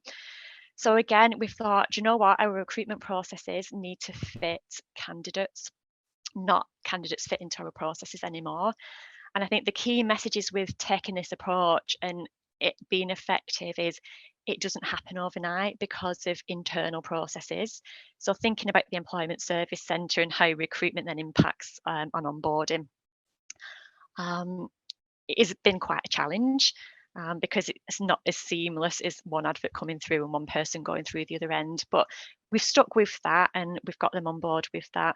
So historically, we had different locality teams within social work. They was out there, and you might have looked on Wigan's website and there's 5 vacancies advertised for the same job for a social worker at Wigan. That's not a great candidate experience. Why do you want to do 5 application forms just depending on the location? So we've worked with the service, and there's now 1 application form that's on there. And you can see as well the poster there. So that poster, it's out in our leisure centres, it's out in our local parks, on big AO boards with QR codes. Everywhere we can advertise, we're advertising. And the beauty with that is it's minimal cost to do that because they're our venues. Our leisure centres are in there once you've invested in the initial board. So the way that works, we went out with 1 advert, and it was very much, you know what, Wigan's a great place to work. Come and work with us. If you're interested, just ring us up and have a chat with us. Immediate interviews available. However, we still make sure we have a very robust recruitment process, but that comes at the back end. It's about capturing someone in a conversation and doing that attraction. What we've found with this is actually we've only had 16 phone calls since January, where we thought, oh, it'd be like a hotline. Oh, that's really easy. Ring us up. We'll arrange an interview for next week. And then the application form comes next. What we're finding is, yeah, we're getting phone calls, but it's not to arrange an interview. It's just to have a bit of a chat and learn a little bit more about Wigan. But that advert that's out also has the option for CVs to come directly through as well. We've done a lot of work with the service to make sure they're continually monitoring that inbox. And as soon as a CV comes in, you need to be hot on it and making that phone call. But that's proved really effective. So we started this in January. We've had 36 completed applications. We've appointed 9 social workers, and we've got another 5 very strong candidates being interviewed this week. So to attract 14 social workers within 3-month period, I think shows that this is the way forward in recruiting. Once we've done the interview, then at that point, if somebody knows, you know what, potentially this is the place for me and there's a job here if I want it, then that's where we do the recruitment process back to front. That's where we then get the CV through and we do all of the mandatory stuff we need to do regarding recruitment. What I have seen with this, I was looking at the data today before I came here thinking, oh, it's not all as positive as this. Yeah, we're getting there, but there's still work to be done. There's 32 incomplete applications in that inbox. So now I'm thinking, why is that? Why have they started it and not completed it? Something further for us to look at, because potentially there's 32 more people we could have been interviewing and appointable. So still what to do, but I think the service are really appreciating the pressure it's taken off them with recruiting, because they know we're constantly on social media. There's one advert what just needs a slight refresh occasionally, and it is working. So that's what we're doing on social worker recruitment. But then the next slide, and I'm not going to go through all of this, I think with this is recognizing that we don't just want to stick a plaster on something and fill a few vacancies here and then be in the same situation again in 2 weeks' time. The approach we're taking at Wigan is very much around, yeah, we need to attract people because we've got critical roles with vacancies that we need to recruit to now, but where's our future talent coming through, and how do we actually look at what the real problem is and make sure that we're fixing the bigger problem rather than just being reactive to the vacancies we've got. So we are spending huge amounts of time with our learning providers and building pathways in, so we've got the talent coming through and then we can slot into roles as they come to the end of these programs. We are doing a huge piece on rebranding. Again, we really want to focus on that attraction and Wigan being the employer of choice. And there's multiple new pathways into adult social care. So you can see some of them on the screen there. So the swaps, working very closely with the local job centre to put people on programmes, to get them the confidence to then think, actually, no, I could go and do that role, and get them qualifications at the same time. Looking at how we know we've got great people with the right behaviours, the right skills to train up. So we're offering high level degree apprenticeships for social work. We've invested in that. really increasing the amount of students we can take as well. So we're talking to universities and we're saying, do you know what? Let's feed your students through, let's find those placements for students, then we can engage with them and hopefully at a future point they think actually Wigan was a great place, and that's where I want to go and work once I'm qualified. And then bank staff as well, really looking at how, knowing that adult social care is a growth area and there's lots of vacancies there, how do we support our current workforce to actually get the skills, qualifications they need to actually transfer over into working in our adult social care? So with that there, we're offering opportunities to spend days going working, seeing if that's the job for you. And we've also introduced bank staff. So we're training up now. I could do it, for example, to be go and work in one of our supported living. And just if they're short staff, if there's vacancies they need to fill in or someone's gone off sick, there's a WhatsApp group. You get a text message once you're trained up, can you cover these shifts? And then we're moving staff in that way, and then looking at how we can develop them further to move over more of a full-time basis. So looking at that, the approach we're taking is very much around attracting young people in and making sure we've got all these pathways in place. I'm not going to go into each one because each one in itself, they're quite unique. But if anyone wants to know about actually how have you done that or what's that bit entail, more than happy to catch up outside of this and talk in a little bit more detail about what that is. So the next slide, please. Again, it's really focusing on that inclusive approach to recruitment. And what we've learned from the work we've done in children's and in adults is very much around, actually, let's make this work for the whole organisation. So some of the rebranding you can see there. So you can see the second picture along and the last one, what says Team Wigan all over it. It's very much around, we're just looking for someone with a big heart, good communication skills. We're willing to invest in you. We're willing to develop you, and what a great place Wigan is to work.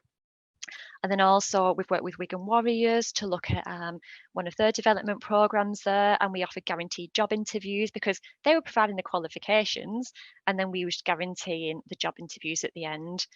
And then we're doing community recruitment events, which I really want to mention. So again, rather than putting an advert out there and waiting for the community to apply, recognising that a lot of the roles in social care, you don't want to be travelling too far. It's not a great wage. You usually want it to be on your doorstep, or a lot do. We're going out into the community, into the neighbourhoods. I've got the resourcing team. We've advertised it, emailed, and the last one got 4,000 hits, the advert, which was fantastic. We had many residents come along, drop in with us, have a chat with us, see what we've got on offer. Is it for you? And we're reaching groups of people who we've previously never targeted. So we're looking actually, how can we do that? We're going into colleges and targeting young people as well. So there is a really big focus on that. But a bit of advice with this one, and you can see, do you know what, the graphics on that screen you're looking at, it looks fab. We're very fortunate at Wigan that we've got an amazing PR team. And I think where I previously mentioned around really getting them stakeholders on board, PR are a huge one. Without them, I don't think we'd have got where we've got to. Yeah, we can come up with all the ideas, but we need them to pull that together and to make it happen. I'm not saying that's been easy, because I recognise they've got so many other priorities externally as well, but now recognising the challenges we've got, they're on board. We meet with them every 2 weeks. We talk around what challenges we've got in what areas. But with this, again, the key to getting them on board is not focusing on a particular vacancy, but focusing on the bigger picture.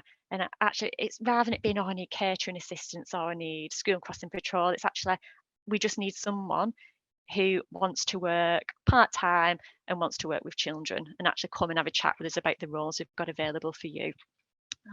So that's working really well. On top of that, we've got residents' newsletters goes out every Friday.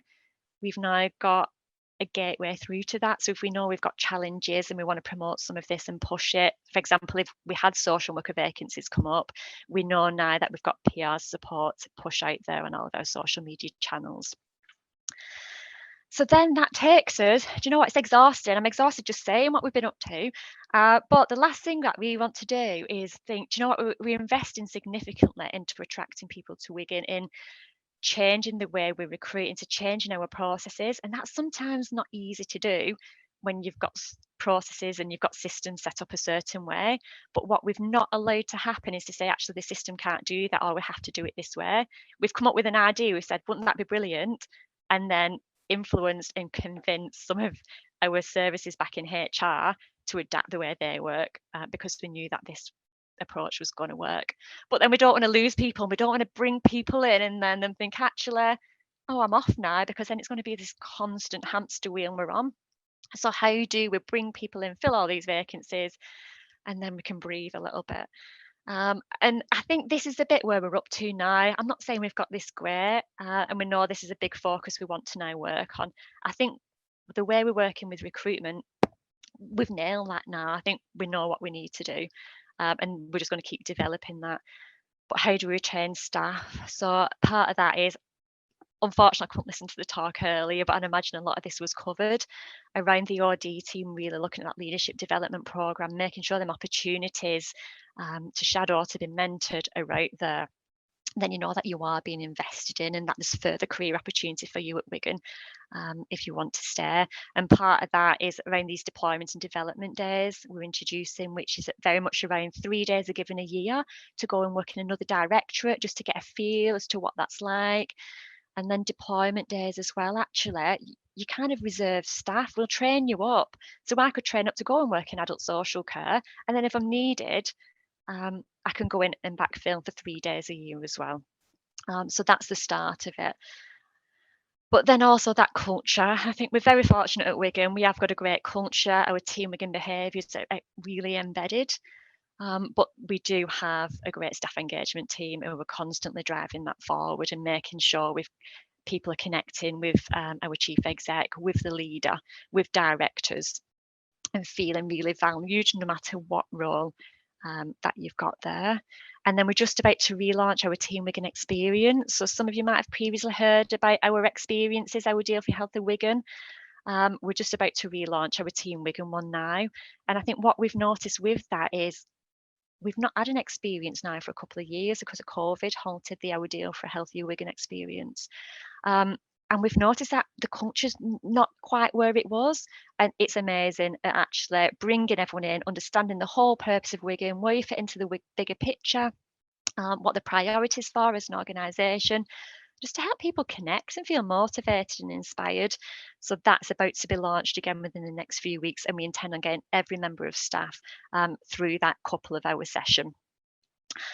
Yeah, and then I'm conscious of time and waffling on a bit. So the last slide for you today is actually, where do we go from here? And they're not going to let us put our feet up, unfortunately. So it's actually, yeah, we've done some good stuff, but there's more we need to do. Just to pull a couple off that slide, the community recruitment events, they're here to stay. We've now delivered 2. The first one is a pilot.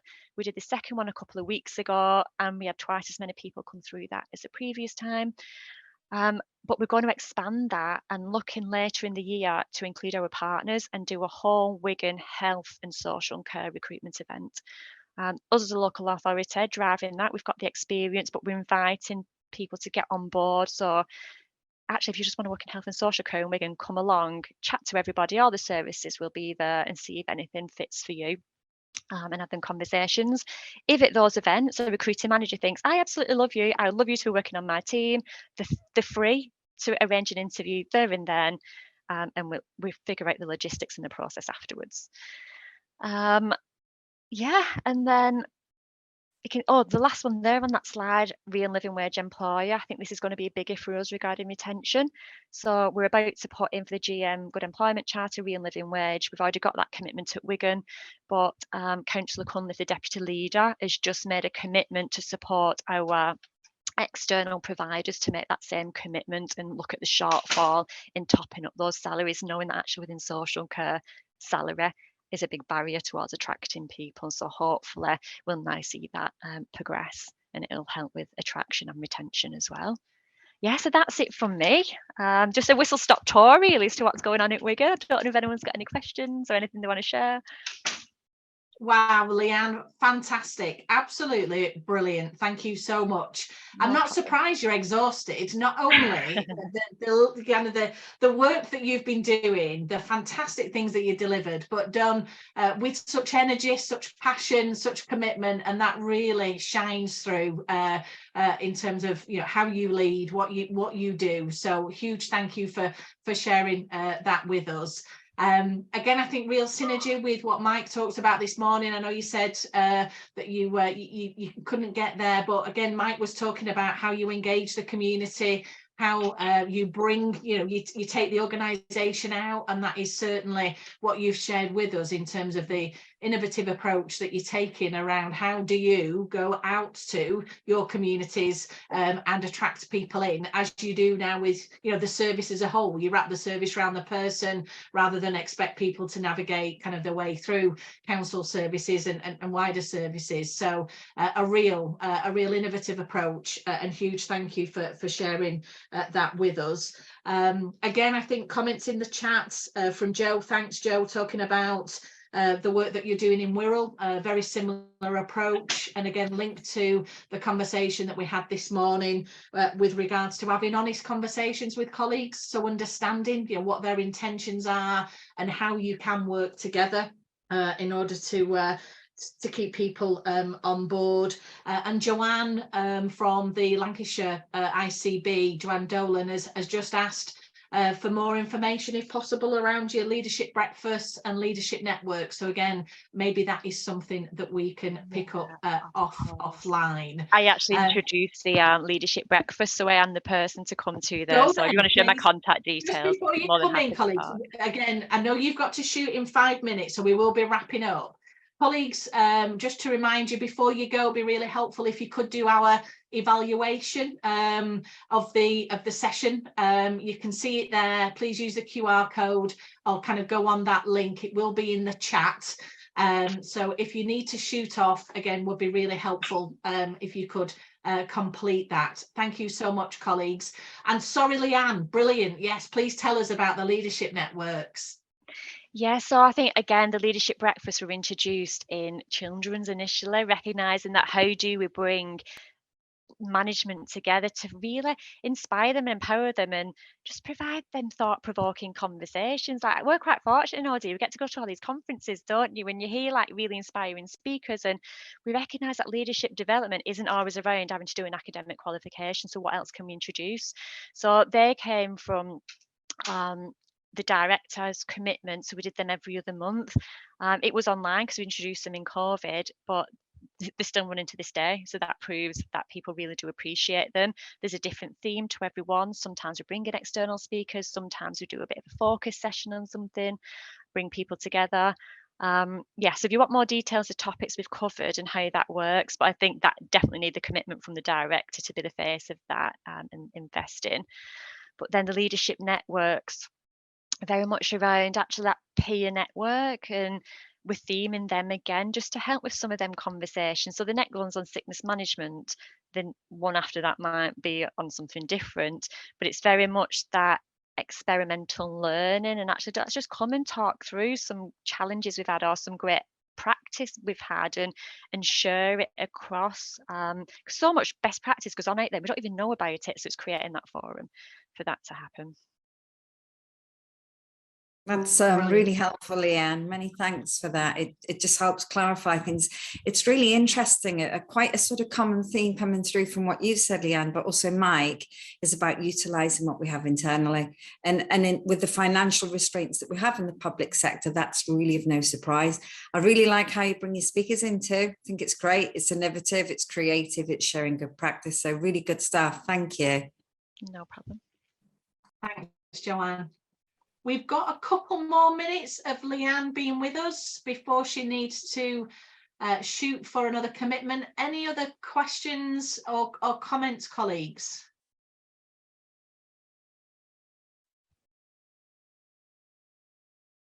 Wonderful.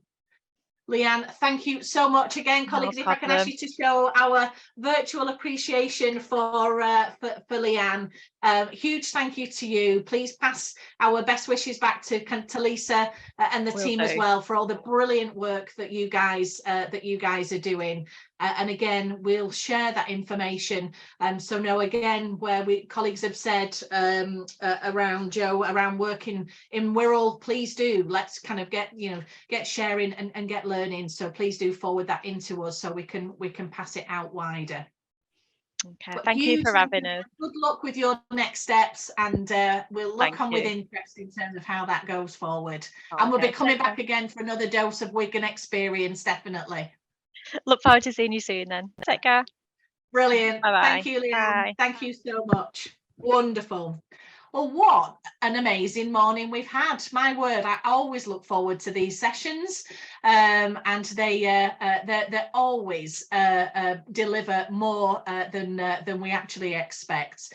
So again, huge thank you from the wider team to Mike and to Leanne, and huge thank you to all of my team colleagues who are working hard behind the scenes, as they always do, with Slidos and different activities going on in the background to make it such a smooth running session that hopefully everybody has enjoyed. As I mentioned before, if you could please let us have your feedback. All the information should be in the chat. We really do welcome your feedback. There you go.